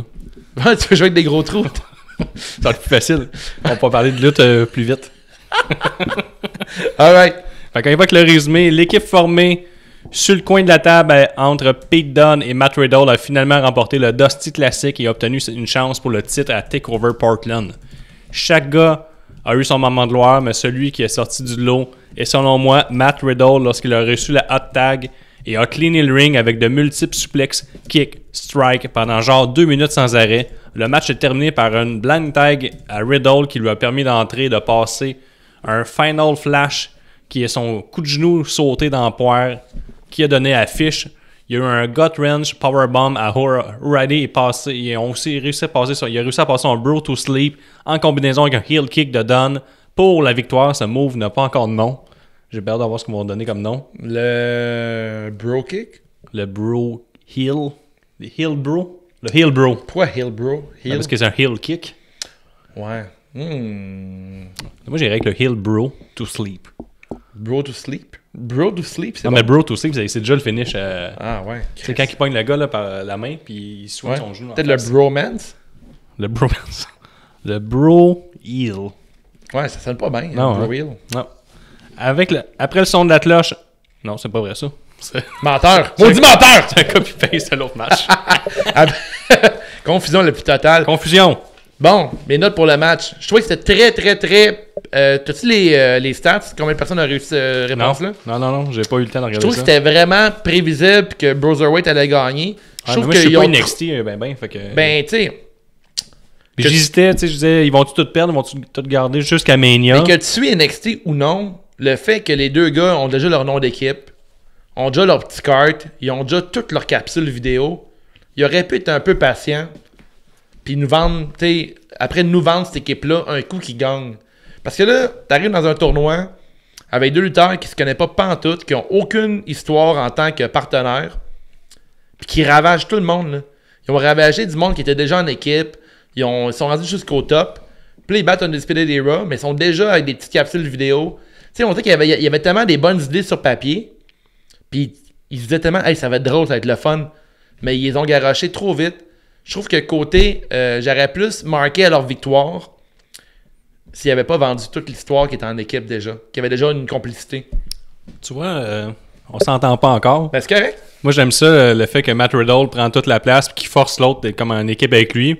Puis Pete Dunne, au début, je pensais plus qu'il est comme un heel-ish, mettons. Là, ouais, mais là finalement, il est babyface à fond. Il a toujours été tweener, Pete Dunne. Il a toujours été comme il se crisse de tout.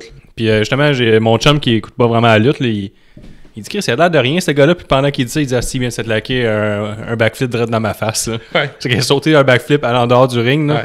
Ah, il est impressionnant, Pete Dunne. Puis ça, ce match-là, les gars avec moi, ils ont capoté. Là. Genre Matt Riddle, tout le monde tripait sur lui. Puis là, je les ai appris, cette stat, là, UFC, il est 4-0, il fume tout le temps des battes. Puis là, c'est à cause de ça qu'il se fait coller ses dehors. Puis il était à eux.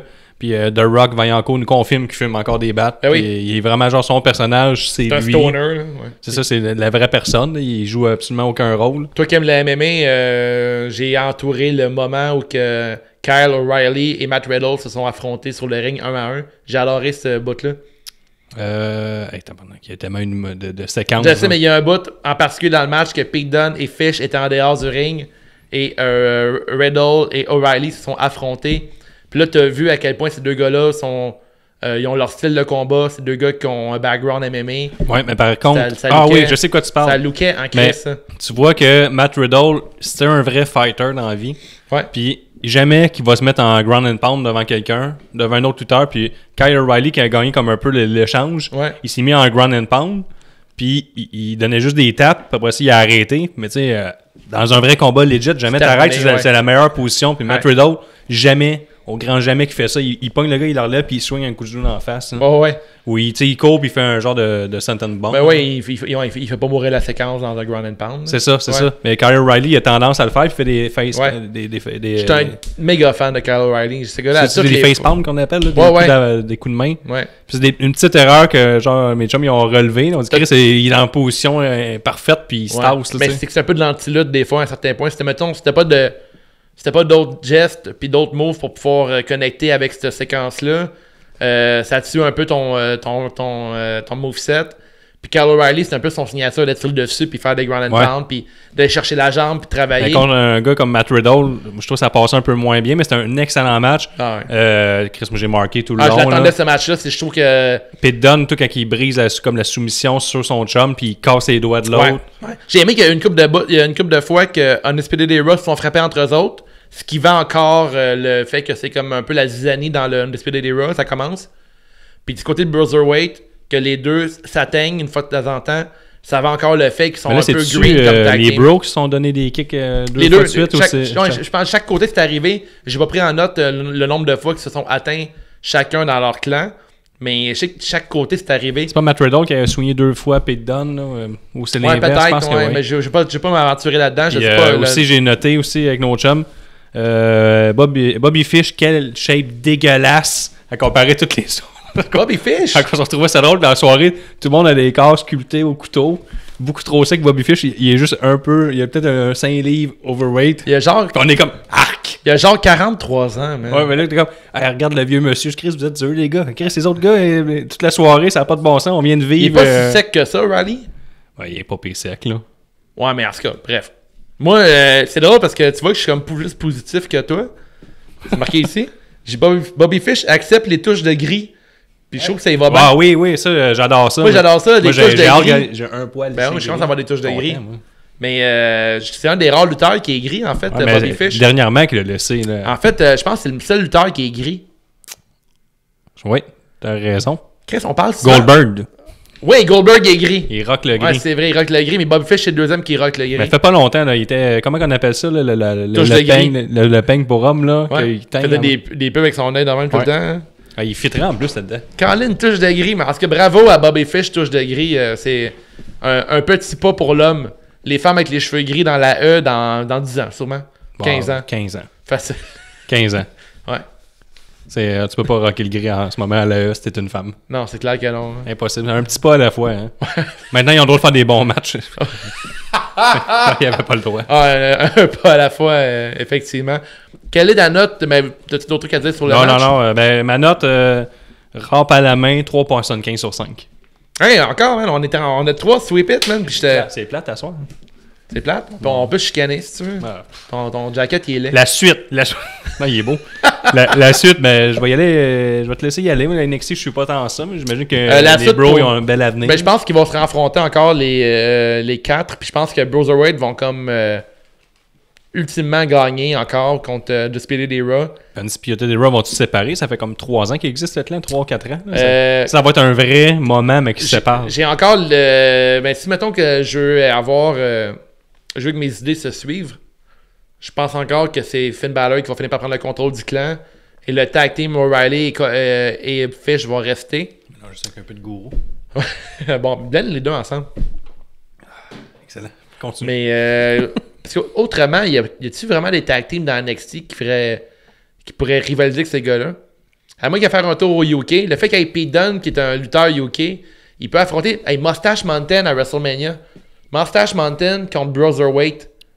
Oh, Chris, oui. Je pense que c'est ça Ou le match. les Revival, là, ils ont un peu comme disparu. Je sais pas si ils sont encore Ouais, signés. mais là. Revival, ça fait un bout qu'ils refusent. Mais ouais, Mustache Mountain. Mustache Mountain. Alors, là, on vient de te pogner de quoi? On vient de booker Mania, là. Ouais, Takeover Mania, là, c'est ça. Mustache Mountain contre Brotherweight. On a de quoi? Je pense que c'est ça, Il y a Guillaume. plusieurs choses qu'on met sur la table, là. Ouais, pour vrai, on t'arrête de... On n'est pas Nostradamus. Est-ce qu'on a du nouveau sur le feed live? J'adore le code de Jinx à Guillaume, il est vraiment beau. Merci. Signé personne. Ça, c'était juste méchant. Il y a Joanne qui dit Yo! Full yo! Ton jacket. Ah ouais, c'est yo. Ça, Joanne, c'était pas Joanne, la psychologue à la radio C'est Enfer. Joanne. Tu penses? C'est-tu Joanne? C'est pas. Full yo rap. Calice. T'es méchant. Ben là. Mais en tout cas, je le rappelle, si vous voulez faire partie du YouTube Live, qui est quand même pas pire, là. T'as l'air genre d'un viaduc dans $2 Montréal. par Ouais, mois. ouais, 2 yeah, piastres. 2 piastres. 2 piastres US, faut le dire. Nomme-moi une affaire qui coûte 2 piastres qui est mieux que le Patreon. Hey, 2 piastres, qu'est-ce que tu peux avoir pour 2 piastres? Un café Tim Hortons, là? Ouais, puis après, tu chies de l'eau pendant 2 semaines. Ouais, c'est ça. Ou immédiatement dans les 3 prochaines minutes. 2 piastres. Qu'est-ce qui coûte 2 Le piastres? café Tim Hortons, là, c'est le seul café qui te fait couper une phrase en plein milieu pour aller chier. C'est scientifique. Ouais, c'est prouvé. T'es incapable de le retenir. C'est vrai qu'à le café Tim Martin, il y a de quoi, hein? Ouais. Je prends jamais ça, en fait, mais je devrais peut-être plus souvent. Ouais, mais personne n'aime ça, mais tout le monde arrête comme la dernière tune de les Dance Larry Dance. Dance Larry Dance, tu parles de Tim Martin? Ouais, c'est ça, la dernière tune de Demi-Smoke. Ouais. Personne aime ça, mais on y va tous. Ouais. C'est vrai, pareil. Ouais. Mais c'est plus en région que les Tim Martin. Ah, tabarnak, là. C'est épouvantable. Chris, ça, puis à Toronto. Ils vont ramener le lait d'amande au Tim Martin. Ah ouais? Ouais, vegan fact. Vegan fact, mais ils ont enlevé le Beyond Meat. Ouais, ça, c'est un mauvais move. J'ai mangé ça tantôt, un Beyond Meat. Puis c'était-tu bon? Qu'est-ce que c'est bon, Beyond Meat? Ça vient de moins en moins bon, je trouve. De plus en plus salé, on dirait. Ben, c'est tout le temps salé. Et moi, je rajoute des épices de Montréal dessus. Les premiers batchs, c'était meilleur, me semble. C'est comme la lutte, c'était meilleur dans le temps. Non, ça vient de mieux en mieux, la lutte.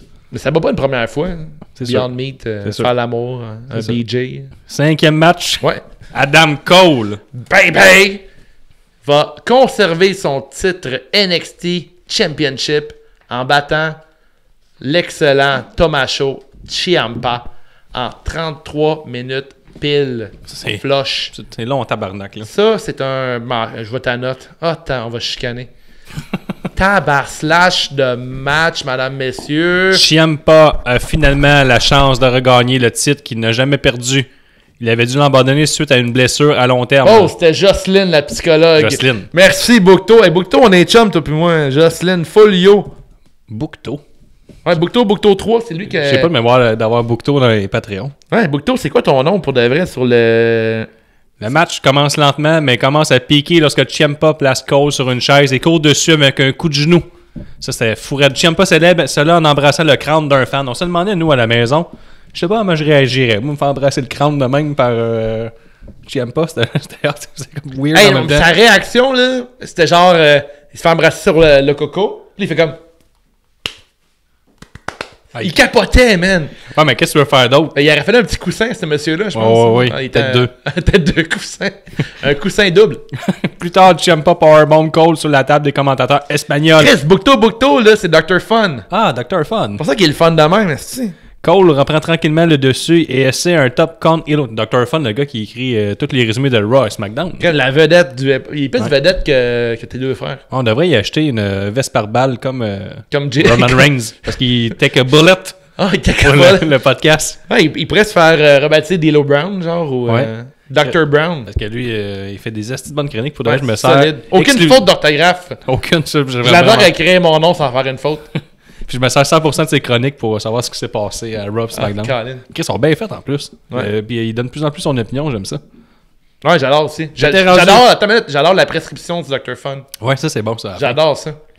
Attends une minute, on veut ta prescription pour Takeover. Je t'ai rendu. Excuse-moi. Ah oui. Cole reprend tranquillement le dessus et essaie un top count hilo vers l'extérieur, mais est accueilli par un genou d'en face.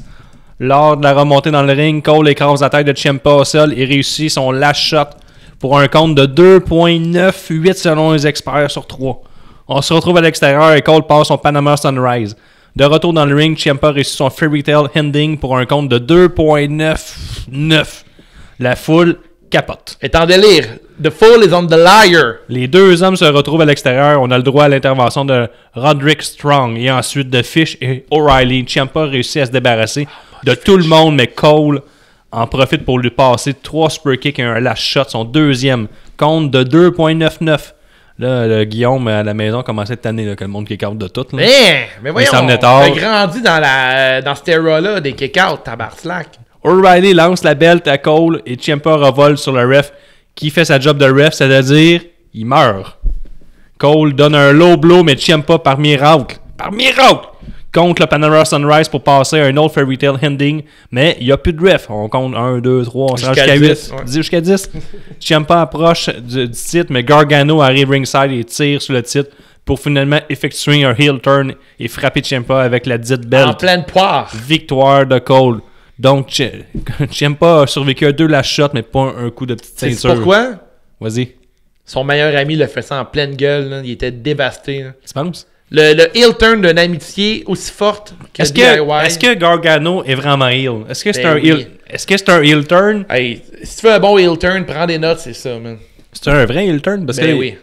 il rejoint vraiment toutes les heels ou il veut vraiment... Je crois pas qu'il va rejoindre Undisputed Era, bien que j'adorerais ça. Parce que Johnny Wrestling heel de l'été dernier, c'est la crise de marde. Attends, mais comment Roderick Strong a rené de ses cendres en joignant Undisputed Era? Je pense que Gargano peut faire la même chose. C'est donc devant le micro, mettons. Mettons que Johnny Wrestling Ok, là, merci. devient Johnny Undisputed Johnny. Là. Ah, Dave est revenu. Salut les gars. Johnny Undisputed, là, moi j'embarque à 1000%. Puis Ciampa, là, il est beaucoup plus intéressant en face, on est d'accord là-dessus. Gargano en heel va faire une magnifique job. Moi, Ciampa, je l'aime beaucoup plus que Gargano, je l'adorais. Ben tant mieux parce que c'est le En face. heel, c'était le meilleur heel à NXT. Je te rappelle, quand il rentrait plus de tunes. Ciampa, Ouais. c'est sûr que je l'ai entendu ailleurs. Là, puis C'est-tu Ciampa ou Ciampa? moi je dis Ciampa, mais Je sais pas. Ciampa, je sais pas. Mais je sais pas. Mais écoute, je suis pas une référence. Ça se ressemble. Mais je vais te couper parce que là, je vais l'oublier sinon. Mercredi à NXT, mais toi, t'es pas un gars qui suit la NXT, là, mais Gargano doit arriver avec aucune chanson. Puis qui copycat il Ciampa. faut. Mais ça, je l'ai pas inventé, là, je l'ai écouté au podcast What's Wrong with Wrestling. Ciampa, quand il c'est arrivait, parfait, là. Quand il arrivait avec aucune chanson, c'était malade. Là. Il se faisait crier des assholes à 2 pouces de Comment la sûr que face. c'est avec Gargano? Ces gars-là, c'est deux génies de la lutte. Ben, il puis- faut, parce que Gargano, on l'a essayé en heel, que tu sais, il avait attaqué, je me rappelle plus qui, puis là, c'est-tu toi, puis finalement, Moi, j'adore lui. ça. Je suis. C'était à chier. à Ok, chier. mais tu te rappelles-tu du match entre Gargano et Ciampa qui a fini avec. Qui ont arraché le ring puis ont fait un Buster? C'est ça, mais on veut pas revoir cette Tu veux pas revoir ça? Ouais, mais il avait été Hey, tu jusqu'au veux bout. pas revoir le 50 des anneaux? Tu veux pas revoir. Non, ça, je Fiction l'ai vu une Pulpeuse? fois. Je l'ai vu une Tu fois. veux pas revoir Fiction Pulpeuse? Ouais, mais là, j'ai vu la trilogie au complet, là. Ok, mais tu te retapes jamais un bon film, toi? Non. Menteur, reste menteur! Man, Ciampa, Puis- Gargano, le check. Ce qu'il a le Gargano, c'est que Kayfabe, dans Kayfabe Wise, dans NXT, il était avec sa femme. Ouais. Ils sont ensemble, puis là, elle reste full babyface. Oh, on là. s'en fout de sa femme, là. Moi, je trouve ça nuit. Puis Ciampa, j'aime beaucoup plus Ciampa heel que face, parce que moi, un homme qui porte une grosse barbe, qui porte l'odeur de ce qu'il a mangé à la journée longue, et là, Ok, là, peu importe ce qu'il mange. déroute, là. Ouais, non, ouais. mais tu sais, juste un vrai heel, genre lui, là, il s'en calisse, ça. Non, mais. Hey, il n'y a pas juste une longue barbe, elle part de partout. C'est que- Fait que s'il mange, genre, c'est de la que- sauce barbecue, Ouais. il traîne la sauce barbecue sur des jours. Ouais. Puis il peut manger autre chose, hein, je suis convaincu. Ouais, il peut manger un V puis un C. Oui. Mais là, tu déroges parce que. Non, je dérange pas, je dis que c'est le meilleur heel, le gars, il a l'air d'un heel, il look heel. Non, mais il est pas heel. Ouais, je sais, mais j'aime pas ça. C'est l'inverse. Moi, c'est Gargano, c'est un moi, babyface. moi, je suis le contraire de toi. Je trouve que les meilleurs faces ever, c'était les faces qui paraissent heel. Nomme-moi un des meilleurs faces de l'histoire de la lutte. Hulk Hogan. Attends, non. Ok, plus tard un peu. Sting. Ok, T'avais la première. Stone Cold Steve Austin, là. Ok, voilà. Stone Cold. Sting, c'était un bon face. Ouais, mais il était pas bébé cucu à dire hey les gars, comment ça va avec un gros sourire pis tout. Il était badass, il faisait ce qu'il voulait. Becky Lynch, là, sa run de face, ça a fonctionné comment? En étant genre I don't give a shit pis je fais ce que je veux. Ouais, mais des vrais babyface que la foule. Il y a pas de vrais babyface. Des babyface naturels, c'est rare, là. C'est rare. Et Johnny Gargano, c'en est un. Même que tantôt, je disais que je le trouvais un peu plate. Ça reste que quand il arrive, le monde a le goût de l'encourager. Ils l'ont construit. Tout le monde l'encourage facilement. Puis c'est tough, un bon babyface. C'est facile à Il fait penser, parallèle québécois, il fait penser à... Je dis que c'est facile à écrire, mais sûrement... Il fait penser à Frank Milano comme face Gargano. C'est vrai, ouais. Genre de good guy, paraît bien, te le quitte, puis qu'il gagne ses matchs au début. Ça va relax, puis plus tard, il y a une progression, puis il remporte son match. C'est Frank Milano, nos amis français, c'est un lutteur sur la scène québécoise qui est ultra babyface. Puis de plus en plus, je pense qu'il faut qu'on parle de la scène québécoise, mais je trouve que Frank Milano me rappelle beaucoup Gargano, ou le contraire. Mais je pense que Gargano en heel va encore se réinventer. Mais je pense qu'il va y avoir une twist à ça, puis j'ai bien hâte de voir la suite. Ah ouais? Moi, je pense que ça va être nul à chier. Bon, mais puis Ciampa, c'était un parfait heel. Puis je trouve que ça ne fit même pas quand il est face. Je l'aimais tellement, là, je me serais acheté sa Funko Pop heel. Il est pareil, mais il est en face. Non. OK. Mais vu qu'on parle du match? Ben, je l'ai décrit. Oui. Vas-y. Ben là, c'était un long match que tout le monde kick out. C'était le meilleur match de la soirée. J'étais un peu fatigué. Yes, sir, ils ont kick out encore du Panorama Sunrise. Outre le fait que tu étais fatigué, Guillaume, ce match-là était quasi parfait. Là. Parce que Adam Cole, là, son arsenal de moves, là, principalement, il s'attaque constamment au coup de ses adversaires. Ciampa, sa faiblesse, c'est son coup. Il y a deux opérations dans le passé. Fait que déjà, côté psychologie de ring, c'est numéro 1. Parce que tout l'arsenal de Adam Cole s'attaque à la faiblesse de Ciampa. Fait que le long du match, là, il va faire un Big Garussi sur son genou. Ensuite, là, la shot, une fois. Pas facile, ce mot-là. Ouais, j'étais avec toi. Je le lis même pas, là, il est dans ma tête. Le move qu'AJ Styles fait lui aussi. Là. Ouais, exactement. Il va l'appliquer 2 fois, il lâchera pas le coup et la shot. Fait que là, le building est parfait. Puis après, là, tu chiales parce qu'il y a eu plein de kick-out. Ouais, mais tu chiales parce que t'es un peu... Ça me dérange pas qu'il y ait plein de kick-out. Mais t'as grandi dans une génération que The Rock et Stone Cold Steve Austin faisaient genre 20 finishers, puis on se levait de notre banc. À cause que, les gars avaient un moveset plus limité, première des choses. Deuxièmement, c'était des longues rivalités, puis les gars, ils se connaissaient qui est fame-wise. Fait que c'est normal qu'ils kick-out, parce que, genre, mettons, t'as affronté le gars 10 fois, là, c'est une longue rivalité, mettons, Ciampa puis Gargano, là. Si ça affronte, je vais l'accepter des kick-out, parce que tu te dis, même le commentateur peut amener ça, Moreau, c'est instinctivement... Le gars, il est assommé, mais son cerveau prend le dessus. Pas son cerveau, mais ses réflexes prennent le dessus, puis il kick out parce que... Ben est d'accord avec toi. Ben Normand, il dit qu'il y a eu trop d'interventions. Il y a eu trop d'interventions, puis kick out, là. Ouais, moi, je suis pas d'accord. Moi, c'est les kick out, c'est, mettons... C'est la première fois qu'ils s'affrontent. Je vais te répondre, Ben, après. J'ai de quoi attaquer à ton commentaire. Ils viennent de s'affronter, puis il y a plein de kick out, puis ça, je l'accepte pas, là, en tant que dans le kayfabe. Mais si c'était leur 3e match contre, puis on était, mettons, à la fin d'une rivalité... Moi, je l'accepte qu'un lutteur soit complètement assommé, mais que dans le kayfabe, ils disent, par réflexe, il sait qu'il vient de se faire passer, mettons, un pedigree, puis il kick out, mais tu sais, il est plus là pantoute, là. Ben, Ciampa, c'est ça. Ciampa... Ouais, mais ils se sont jamais affrontés. Fait que non, mais il veut tellement... Tu n'as pas vu sur son genou gauche, c'est marqué Goldie, là. Ouais. Il voulait tellement avoir son trésor, là, sa blonde, là. Mais ça, je l'acceptais. Mais c'est plus qu'il connaît pas les moves de l'autre, c'est fait passer, t'es supposé te knocker. Moi, c'est même que je le vois. Moi, je le vois comme le gars, tu sais, Ciampa, ce qui l'a fait perdre le match, là, c'est pas le coup de ceinture, là. C'est de se faire trahir par son best friend, là. Je sais pas si tu comprends. Ouais, mais moi, je le vois aussi qu'à la fin, Gargano, tu sais, il est-tu vraiment 100% heal ou il est écœuré, puis il veut, tu sais, il venait de perdre, il s'est fait humilier. Puis là, il dit, moi, genre, je me crise de tout à cette heure. Je pense qu'il s'est dit que c'est pas vrai que Ciampa va avoir la ceinture avant lui parce que les deux, ils avaient. Ouais, peut-être, c'est bon. Ça, moi, j'aime vraiment l'idée que c'est comme. Ça reste que c'était un match qui faisait chier avec les kick-out. Mon parallèle, il est peut-être weird, là, mais tu sais, mettons King Kong quand il meurt avec la belle, tu sais, à un moment, il dit à la fin, la force classique de King Kong, c'est comme, c'est pas l'armée qui a tué King Kong, c'est genre la femme qui aimait, genre. Ouais. Ben, je pense que Ciampa, ce qui l'a fait perdre, c'est son meilleur ami qui le trahit, là. Il est comme dévasté, genre. Mais dans cet angle-là, même Ciampa heal, ça serait bon aussi. Genre, oui, les deux. Mais comme il focus trop, il se crise de tout. Les deux en twinner qui se crisent de la foule, ces deux gars-là pourraient s'affronter demain matin avec aucun building heel ou face, puis la foule va être séparée quand même. Mais tu sais, dans NXT, tu On va-tu tomber dans un autre Kevin Owens, Sami Zayn? Ben, je pense que ça a du potentiel pour être la même Je viens de affaire. dire ça, mais je viens de booker encore le final du prochain NXT. Ouais. Ça va être Kevin Owens, Sami Zayn, un contre un. Ouais, André, ça. Ça Ouais. serait fou. Ben oui, je serais d'accord. Puis pour répondre à Ben Normand, il a dit beaucoup trop de kick-out. 3 petits points. Moi, je trouve les kick-out, je trouvais que ça l'a rendu le match plus intéressant parce qu'il y a plein de fois que on s'est vu de notre siège parce que moi puis Dr. Bakerman, lui, il avait voté pour Ciampa puis moi pour Cole. Fait qu'on se tirait un peu la pipe puis c'était cool. Et la suite du commentaire à Ben, c'est intervention de Undisputed Era un peu trop tard. Mais encore là, selon moi, Undisputed Era est brisé en ce moment. Parce que Roderick Strong a perdu son titre américain, puis personne n'est venu l'aider. Le tag team de Fish et O'Reilly, même chose. Personne ne sont venus les aider durant le match. Puis là, t'as Cole qui est là. Puis là, backstage, les gars, là, peut-être qu'à mercredi à NXT, ils vont dire Krim Cole nous a pas backé quand t'as perdu ton titre, Roderick.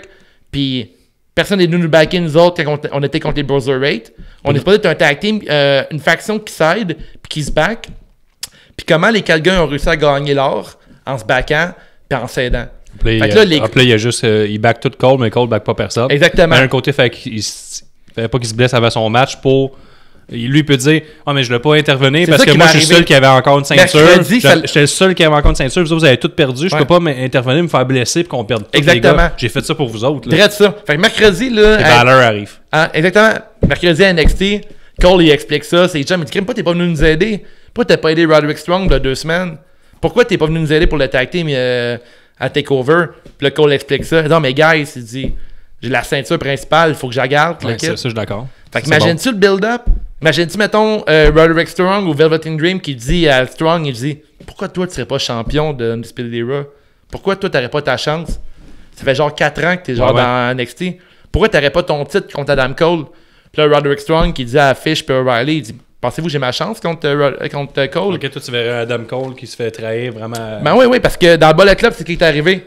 Adam Cole prenait trop de place dans le Bullet Club. Ok. Puis à un moment donné, ses partenaires, ils l'ont kické out. Parce que tu as eu un certain Cody Rhodes qui a pris le lead du Bullet Club. C'est bon, c'est bon. Fait que moi, là, on ça, s'entend à pas sur le l'interne- match, mais on s'entend sur la suite. Ouais, mais si ça l'arrive, il y a beaucoup de trucs dans le match qui font quand même ça. Moi, comme je t'ai dit, les kick-outs les kick-outs, dans t'as un pas aimé premier ça. match, moi, ça me fatigue un peu. Pour moi, c'est le match de la soirée. Je t'ai donné un 4,75. J'aime vraiment le fait qu'il y ait des kick-outs. Mettons, on s'affronte, moi, puis toi, souvent. Ouais. Puis genre, tu Moi, me passes- tu mais me passes j'aime la ce main build-up droite, là je aussi. tombe. Là, je suis knocké, mais mon cerveau sait que je viens de manger. Ouais. Par réflexe, je me tasse après Ouais. 2 secondes. Mais tu sais, en même temps, Ciampa, je pense qu'il a le droit de kick-out de pas mal n'importe quoi. Dans le sens que il s'est sorti d'une opération qui était pas mal 99% des chances qu'il se remet pas à la lutte. Ah, toi, tu vois plus ça qu'il n'y a rien à perdre, dans le fond? Ben, il n'y a rien à perdre, puis il est pas humain non plus. Là. Parce que Ciampa, l'opération qu'il a eu dans le cou, il y a plein de lutteurs qui ont arrêté après ça. Ouais. Ben, on s'entend pas, mais c'est ça la lutte, c'est ça qui est le fun. Ben, c'est ouais, exactement après ça. Fait que j'ai donné un 4, 4? 75. Non, 4,75. 4,75? J'ai Ah ouais? trippé ben raide. Ok, ben, moi, j'ai donné un 3.5 sur 5. Bon, parfait. À cause c'est TakeOver. À cause je c'est le répète cool. tout le temps. Là. Alors, ma note finale pour ce pay-per-view, j'ai tout compilé les notes. J'ai fait des mathématiques, puis pour moi, c'est pas facile. Les Steiner Mats. Ah, non, c'est pas trop compliqué. Alors, j'ai fait, ça donne une note de 23 sur 10, 77% pour moi. 77, ben, je pense que je te suis. On va s'approcher de ça. Ça doit pas être loin, on a eu une couple de... J'ai donné un 4.75 pour Kate Lee. J'ai donné une très grosse note pour les filles. On va voir, je trouve que c'est un bon match. Les Puis- filles et les femmes. 4.5 sur 5, moi, j'ai donné Ripley. Puis ce qui est intéressant, c'est que même si j'ai beaucoup de notes que je trouve qui sont quand même généreuses, pas généreuses, mais que j'ai trippé sur le pay-per-view, overall, 77%, c'est pas genre... je trouve pas que c'est exagéré pour le pay-per-view. Non. Puis j'ai vraiment eu du plaisir. On t'a fait le parallèle avec NXT Toronto. Pour moi, NXT Toronto, j'aurais donné un 67%, 68%. Mais live, c'était. Même si live, c'était le fun, mais le monde, ouais. Live, c'était un 80%. Puis je suis convaincu que les gens qui étaient live là-bas, c'était quasiment un 100%. Ouais. Là, on est déjà rendu. On a fait une bonne heure et demie sur TakeOver. Il y avait des choses à jaser. Est-ce qu'on passe direct aux Awards, mon Dave? Pourquoi pas? Est-ce qu'il reste encore de but? Il en reste une petite gorgée. Crème. Je vais essayer de mettre le son, puis ça marche.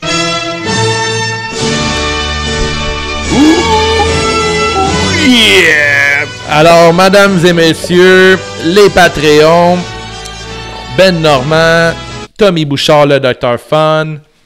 C'est le temps des fameux awards qui a rendu CJDLL tellement populaire que tout le monde en parle maintenant. On sent bien qu'il y a une belle popularité. Pour de vrai. On niaise, là, mais ça sent bien, non? On est rendu fraîchier. On est Surtout pas fraîchier, mais on est est rendu fraîchier. Mais avec ce côte-là. Avec ce côte. Non, mais pour de vrai, on rencontre le monde, puis les gens qui nous aiment, on les aime, là, on devient amis facilement. On a une belle communauté. Ouais, vous êtes vraiment, vous êtes fucking smart, puis soyez surtout pas gênés de venir nous jaser, parce que Guillaume a fait de l'expérience. Il a écrit à un autre podcast qu'il aime bien, puis il a eu une réponse assez sec. Ouais. Et on vous garantit qu'on sera jamais sec dans vos réponses. Oui, c'est vraiment cool. Si vous nous donnez du love, on va vous en donner nous autres aussi. On donne beaucoup. Fait que si on y va avec le premier award, Dave, on y va avec la pause pisse. Si tu pars pisser pendant ce match-là, tu n'as rien manqué. Toi, Dave, c'est quoi? Ben moi, as-tu le sound effect de Bobby Lashley? De pause pisse? Pause pisse pour moi, c'est... Un peu. Non. Aucune pause pisse pour moi. Je suis... non. Là, je te suis parce que moi, règle de base d'un takeover, il n'y a jamais de pause pisse. Sors la petite couche. Merci à Joe dans c'est juste la lutte, le forum de lutte. Il a installé ça comme base. C'est vrai. On y va avec la prochaine. La clap de golf. Le move de la soirée, le geste qui t'a donné le goût de lever de ton siège et peut être aussi une d'applaudir. petite robe, mais la robe, c'est live. Là. Pendant le podcast, on parle, on sort la robe, on la serre, mais la clap de golf, on la maintient. Ouais. Puis moi, ben, si tu me permets, c'est une vraie clap de golf. J'ai réellement... je me suis réellement soulevé de mon siège. C'est le springboard cannonball de Djokovic sur Keith Lee. Ça, c'était hot. Je me suis littéralement soulevé de mon siège. J'ai fait tabarnak, je m'attendais pas à ça. Moi, c'est drôle, j'ai quasiment mieux aimé les deux double chops avec. Ça, j'ai vraiment aimé. Puis Ciampa aussi, le running knee avec l'embrassage de front d'un fan. Ouais. J'ai popé, mais j'y vais avec la clap de golf officielle, le near falls, le spirit bomb de Keith Lee sur Djokovic. T'as levé de ton siège? Ça, j'ai capoté. Est-ce que tu te lèves vraiment de ton siège? Oh oui. Ouais? Ah oui, ça... ben, j'étais convaincu que le match était fini, là. Ouais. C'est legit, là, j'étais sûr. Ouais, vraiment, c'était un beau build. On a-tu quoi sur le live des awards? Sur le live, pour l'instant, j'ai seulement une prescription de Tommy. Ah oui, c'est donc. La prescription de Dr. Fun. Il prescrit un petit check-up du cou à Keith Lee. Parce qu'il a eu peur qu'il se casse le cou sur la table d'annonceur. Il y a eu un spot avec Djokovic. Je pense que Djokovic a fait un genre de backdrop à Keith Lee. Puis Keith Lee jamais aussi pire que Ciampa quand il a mangé une powerbomb puis il est tombé juste au milieu du dos. C'est pas un powerbomb, c'était un... je l'ai pris en note, c'est un genre de pendule slam. Ouais, mais c'était comme tabarnak. C'était vraiment... Puis à la reprise, tu as vu, là, il a envoyé ses deux épaules par l'arrière puis il a bien landé. Mais sur le coup, mais tu sais, on est déjà rendu à Awards puis c'est plate, là, mais... Adam Cole, là, il a mangé le même finish que Ciampa il avait fait à TakeOver Wargame. Tu sais, quand il prend un petit paquet là, dans le dos, puis il a landé sur le coin du ring. Sur un counter, sur un Panama Sunrise. Ouais, je l'avais pris en note, ces valeurs, mais ce move-là, c'est un beau rappel en plus à Wargame. Ils sont beaucoup affrontés, les deux gars, quand même. Là. Fait que l'histoire du match est là. Ouais, c'est sûr. Mais je suis pas d'accord. Hein. On vous a attendu le niaise-moi, pire décision de la soirée, pire moment, pire botch, n'importe quoi qui ne fait pas ton affaire. Moi, j'y vais avec la WWE qui a bien fait l'attention de nous mettre Mansoor dans le kick-off juste avant Super Showdown en Arabie le 27 février prochain pour nous rappeler qu'il allait péter tout le monde quand on le voit juste absolument fucking jamais à la télévision. En fait, je pense qu'il est retenu en prison là-bas. Il sort deux fois par année. Cette gars, c'est pas tout. Puis l'autre aussi, Sam Roberts qui était heel avec la foule. J'ai pas vu le kick-off. J'ai commencé le show en retard. Ok, mais Mansoor, il est des commentateurs. Il y avait. J'ai oublié son nom de la femme. T'as Sam Roberts, le petit frisé. Mais c'était Renee Young qui était avec eux autres. C'est Renee Young? Ouais, Renee Young, Sam Roberts, puis Mansoor. Puis Mansoor, il est là, puis ils sont live, puis ils parlent, mais on les entend dans l'aréna. Puis Sam Roberts a envoyé à la foule, pas absolument rien. Il dit que c'est des épais, puis tout ça, pour mettre over Mansoor, qui est là. Rappelez-vous que mon Mansoor, il détruit tout le monde. Mansoor, il est vraiment vraiment fort en Moyen-Orient. Oh, oui, une fois par année. Il prend sa force de là-bas, il est comme Superman. L'argent sale le rend fort. L'argent sale. Comme une topless. La topless du Moyen-Orient. Toi, le niaise-moi, Dave. Le niaise-moi, c'est clairement le segment, le début du show avec le groupe Poppy. J'ai détesté ça. Ok, t'as pas lâché. J'ai trouvé ça poche. C'est sûr. Y en a-tu sur le feed live? Ouais, le niaise-moi de Benoît Normand, c'est les souliers de Charlotte pour intervenir. Les quoi? Il a pas mis ses souliers à Charlotte. Ah, mais c'est vrai que Charlotte, elle s'arrange tout le temps comme une influenceuse, genre d'Instagram, qui a genre 3000 followers. Là. Genre, hey guy, ce soir, manquez pas ça, il y a une réunion de bubble tea au coin Sainte-Catherine. Avec leur photo, elle puis lui, elle puis Andrade, qui sont comme un borderline sexuel. Là. T'as pas vu la dernière photo? Ouais, j'ai vu le... on dirait qu'elle est en train de... de l'eau pipeau, là. Le lot pipeau, là. Ouais, là, Doc, ça tue que ses yeux, puis elle est en train de le faire un pipeau, là. Ouais. C'est n'importe quoi, ça. Ouais, mais c'est genre attirer l'attention, mais t'en as déjà beaucoup, là. Ouais. Tu sais, autant que je suis un méga fan de Sienne, mais il a l'air très, très douche. Ouais, il y a l'air. Ben, je pense que c'est un couple de douche, là. Crissement. C'est genre vodka eau à tous les jours. On devrait faire ça dans pas long de vodka eau, nous autres aussi. Il y a du monde qui sont égale force, eux autres sont égale douche. Égale douche. Ouais. Alors, des souliers de Charlotte. Contravention de style pour Charlotte. Mais c'est le niaise-moi une contravention de style. Ben pour lui, c'est un niaise-moi. OK. Jean Héroldi. Oh! La carte de mode de la soirée. J'en avais un bon. Ah non, c'est pas ça. J'en ai un bon en plus. Je peux-tu le mettre dedans, tu penses? Ah, Jean Héroldi, c'est ça là. Donne le tien, puis je vais te donner mon. Ça va bloquer de YouTube à cause de ça. J'ai un super bon son effet pour ça après. Moi, la carte de mode, j'ai été avec le sublime, l'incroyable, le barbu, Ciampa. Parce qu'il était tout doré. Il y avait une ceinture gold. Ça, je l'ai pris en note.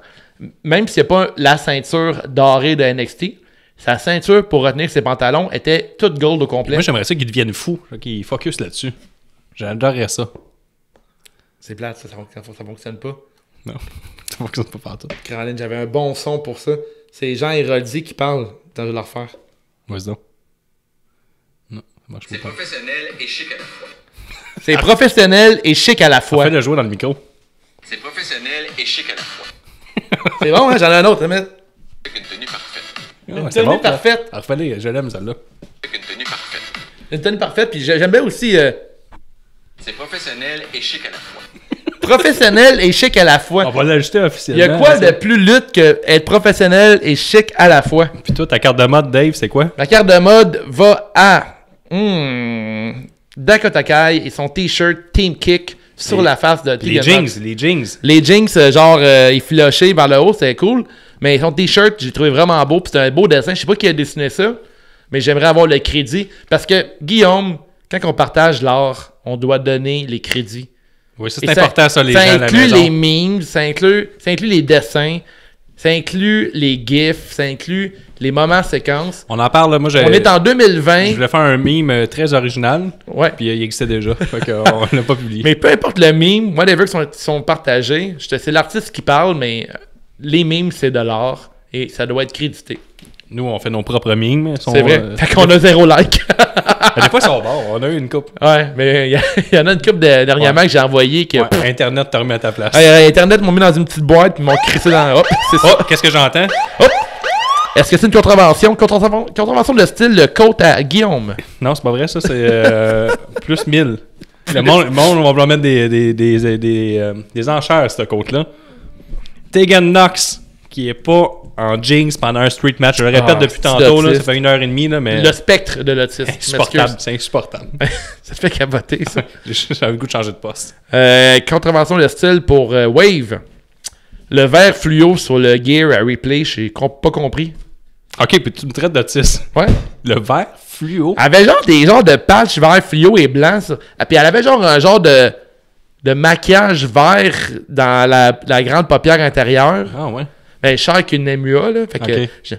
genre du vert fluo. C'est une couleur que je déteste, vert fluo. Attends une minute. MUA, ça me fait rire, parce que tout, moi, je travaille en mécanique du bâtiment, là. Ouais. Je travaille en ventilation, puis moi, c'est un make-up hair. Ça emmène de l'air frais. Ah ouais. Ben, tu dis ça. MUA, c'est une make-up artist. Ouais, mais moi, c'est make-up hair. Mais pourquoi Rhea Ripley a du fucking vert fluo sur elle? Je comprends pas ça. Ben, tu sais, au début, je me disais, y a-t-il une équipe de football, mettons, à Portland, qui porte ces couleurs-là? Mais oui, mais oui. Les Seahawks? Non. Mais oui, ils sont pas loin. Puis t'as l'équipe de soccer C'est les Timbers de Portland. Ok, ben c'est ça, c'est du cheap eat. Mais c'est ça. je- Benny Ismoney connaît vraiment le soccer. Benny, t'es en ligne en ce moment. Mais c'est là. clairement les Mais joueurs des Seahawks puis de l'équipe de Ouais, soccer mais je locale. déteste. Pourquoi ils font ça? Non, c'est Seattle qui est là. Mais ça, Seattle, c'est loin de Portland, non? C'est comme l'équipe... Hey, je suis le gars le plus poche en géographie. la je ville... dirais. c'est comme Montréal-Québec dans le fond. Ok, mais si vous... Ah ouais, c'est pas si loin dans le fond. Non, mais ça y est, ils sont en Ils se rivalité. détestent. Ok, mais ceux-là à la maison qui peuvent m'expliquer pourquoi elle a du verre fluo sur son gear quand cette fille-là, sa gimmick, c'est genre une metalhead Ouais, parce qu'on vient de sortir, reptilienne. on vient de sortir toutes les mauvaises réponses. Là, fait que... Ouais. Parce que là, elle est rentrée avec genre des verres de contact jaunes aussi, là, un peu reptile. Je trouve ça hot, moi. Ouais, mais... Le Riptide. Non, mais toi, t'écoutais tellement Disturbed quand t'étais jeune, là. Oui. Ben, c'est ça. Moi, je trouvais ça J'ai dégueulasse. même été voir un show. Avec Korn. Ou... C'était hot, par Fait que moi, j'ai pas aimé pantoute le verre fluo. Bienvenue Québec. Ouais, c'est ça. Il parlait français. Puis là, il met un chandail des Canadiens de Montréal ou des Nordiques. Puis le monde fait Ouais, il y avait eux autres. bravo! Il y avait Marilyn Manson aussi. Marilyn Manson, il avait sorti un drapeau du Canada. Puis là, Ça, non, c'est- il a sorti un drapeau américain, le monde bouh. Là, il a sorti un drapeau du Canada, le monde encore bouh. Il a dit Chris, qu'est-ce que vous voulez? Esti, je comprends plus rien. Fin de la parenthèse. Attends, là, il y a Benny, notre spécialiste du sport. La couleur vert fluo est la couleur des Timbers de Portland. Ah, j'ai dit Timbers tantôt. Alors, effectivement, Rare Replay est rendu une cheap face. Bon, je suis pas d'accord. Le super maintenant. Renversant superbe! Moi, mon superbe, le meilleur match de la soirée, tout simplement, Kate Lee contre Djokovic. Je suis sûr que c'est dit Djokovic, là, parce que Djokovic est joueur de tennis, mais c'est correct. Djokovic, mais c'est ça. C'est écrit pareil, hein? Djokovic est vegan, by the way. Ah oui? Ouais, fun fact. Sur les YouTube, si Ça vous vient voulez des très partager... grosses veines. C'est un coup. Toi, t'as l'air d'un gars qui aime les grosses veines. Ouais. Sur YouTube, si vous avez votre... C'est un de mes favoris. la râpe d'or, le superbe. Moi, la râpe d'or, pour moi, le superbe, clairement, Adam Cole contre Ciampa. Tellement que j'ai juste dû défendre les points que t'aimais pas du match. Parce que j'avais plein de notes sur le match que j'ai adoré. D'ailleurs, des rappels à Wargames, des rappels... T'as tout dit. Non, je l'ai tout dit, mais j'ai oublié de dire tantôt. Il y a une couple que j'ai dit en retard, mais c'est pas grave. J'ai trippé ce match-là, je me le retaperai demain matin, comme Pulp Fiction. Comme Pulp Fiction. Ben ça, je suis d'accord. Alors, le dernier point, c'est le beaucoup bien. MVP! Le MVP ou la MVP de la soirée. Toi, Dave. Johnny Carnage, Johnny Gargano. Tu vois, moi, je continue ma ligne directrice, Rhea Ripley. Ah ouais, celle qui fait du cheap face, là. Ouais, mais elle avait l'air puissante puis tout. Puis après ça, je suis vraiment excité de le voir contre Charlotte Flair. Je suis vraiment content. Je pense Ouais. que c'est le match que je vais avoir à Mania. Plus que Brock contre Drew McIntyre. C'est le deuxième match. Ah, c'est ça. Ben, ils sont quasiment égales. Plus que... Parce que je suis quand même convaincu que McIntyre va gagner, à moins qu'il perde le lendemain, qu'il va gagner. C'est le sûr lendemain. que McIntyre va gagner, c'est sûr et certain. À moins qu'il perde qu'il gagne à Raw le lendemain. Non. Mais c'est les deux matchs. Mais j'espère que ça va être deux excellents matchs. C'est les deux matchs que j'attends. Là, vraiment deux. Dans les deux matchs, c'est censé. Vous voyez ma ligne directrice, c'est deux beasts qui s'affrontent. là. Ouais, j'adore ça. On a Benny's Money qui participe à la discussion. Son superbe est le Tag Team Championship entre Undisputed Era et Bruiserweight. Et son beaucoup bien est... Fais-tu une petite tourne à mettre? Alexandre, j'adore ça. Ça, c'est vraiment un beaucoup bien signé communauté CJDLL. Le beaucoup bien de Benny Is Money est Alexandre Tifo qui avait prédit le heel turn de Gargano sur le forum CJDLL. Ah, ça, c'est très Alors, précis. vous les fans de lutte, si vous n'aimez pas les spoilers, n'allez pas sur le forum de CJDLL. Car nous, la lutte, on la connaît, on la prédit, Mais c'est pour ça on la qu'on consomme. la met dans un groupe privé. Par Non, mais il exemple, l'a c'est prédit ça. avant que ça l'arrive. Tu Ouais, veux c'est faire quoi avec ça? Ouais, il connaît trop ça. C'est comme si quelqu'un regarde NXT dans 2 semaines, puis il dit Colin, Balor Club, ça s'en vient dans Undisputed Era. C'est comme prédire dans 20 ans, on va rire du monde qui mangeait du bœuf. C'est vrai, ça. On va voyons voir qu'on faisait ça. On l'aurait prédit. Ça, dans le prochain podcast, bouffe et cinéma. Si on était voisins, on ferait ça. Oui. Mais on écouterait trop de lutte puis on serait célibataire. C'est vraiment un problème. Je sais pas. Le outro. Pour encourager le podcast, abonnez-vous à notre Patreon au coût de 2$ ou 5$ par mois. Il y a des épisodes enregistrés d'avance, des épisodes exclusifs comme les CGTW, pas piquer des verres quand on revient de la FML à 3h du matin. Merci, Guillaume. Prédiction de Nostradanic qui vient d'en faire un autre sur le No Way Out. C'est du bonbon. Il est disponible sur le Drive, ça? Ouais. On va l'écouter en revenant en chambre. Ben non, pas en ce moment. Il m'a juste envoyé des petits bouts. Là. Salaud. Le review du passé avec Dave et Dr. Beckerman. Yeah! Qui review 10 ans passé le pay-per-view en ce moment. Prochain show, on fait Elimination Chamber 2010. 2010. Review de la GCW par Gab. Hey, c'est pas vrai, on fait WrestleMania prochain. Le prochain? Ouais. Tu suivais pas l'ordre? En fait, le prochain qui sort, c'est Chamber. Ok, quand même. Mais on l'a déjà enregistré, celui-là. Ah, le prochain qu'on enregistre, c'est Mania. À la fois, t'étais correct. Je suis correct, ouais. Puis aussi, on met les épisodes d'avance. On va essayer de bâtir des épisodes avec les gens. Vous aurez aussi accès à la Cam Studio qui est en ce moment, qui fonctionne. On est content des 2 trentenaires, on n'était pas sûr. Hey, ceux qui ont aimé ça, là, la Cam Studio, là, dites-le puis partagez-le dans les Patreons parce qu'éventuellement, on aurait peut-être le faire ouvert à tous, non? Ouais, je sais pas trop. On va demander au On Patreon. va voir, savoir si vous avez aimé ça parce que c'est cool de discuter avec vous autres à travers le show. Ouais. Puis vous, si vous avez aimé ça, voir un peu le behind the scene, voir à quel point qu'on est tout croche puis ça nous prend du temps à partir. Puis, ouais, mais ça, je t'ai rendu. Vous pouvez terminer live pendant nos épisodes review. Vous allez aussi, en tant que Patreon, ça, on y tient, là, choisir le sujet des épisodes pay-per-view du passé qu'on va mijoter. Les Si j'étais Vincent, en plus de nous aider financièrement pour le maintien et l'amélioration du podcast avec votre contribution de 2 ou 5$ par mois. Puis ça, c'est vraiment apprécié parce que ça coûte des sous mettre ça sur le web et tout. Ouais, ben clairement. C'est surtout le fun de voir qu'il y a du monde qui care après notre produit, là, qui nous supporte. Tout ça. Définitivement. Puis on en a parlé plusieurs fois, puis on en parle peut-être un peu trop souvent, mais c'est pas grave, je m'en fous. Les fans qui viennent nous parler, puis qui nous disent qu'ils aiment ce qu'on fait, puis qui nous... ouais, c'est nice. Tu sais, les compliments, on est vraiment content de les avoir, puis on vous le rend à vous autres aussi. Nous, on vous aime beaucoup, puis on a d'autres collaborateurs qui s'en viennent pour le site web, qui nous ont dit avoir de l'intérêt, étant donné que notre gang est vraiment le fun. Ils nous vantent d'avoir les meilleurs fans de la communauté, ouais. Puis j'invente pas ça, j'ai du monde qui m'ont dit qu'ils ont le goût d'écrire pour nous parce que la communauté est le fun, elle est tête, puis je pense qu'on a un beau réseau, c'est JDLL. Ouais, ça s'en vient bien. Ouais. Puis on a le forum, c'est juste de la lutte.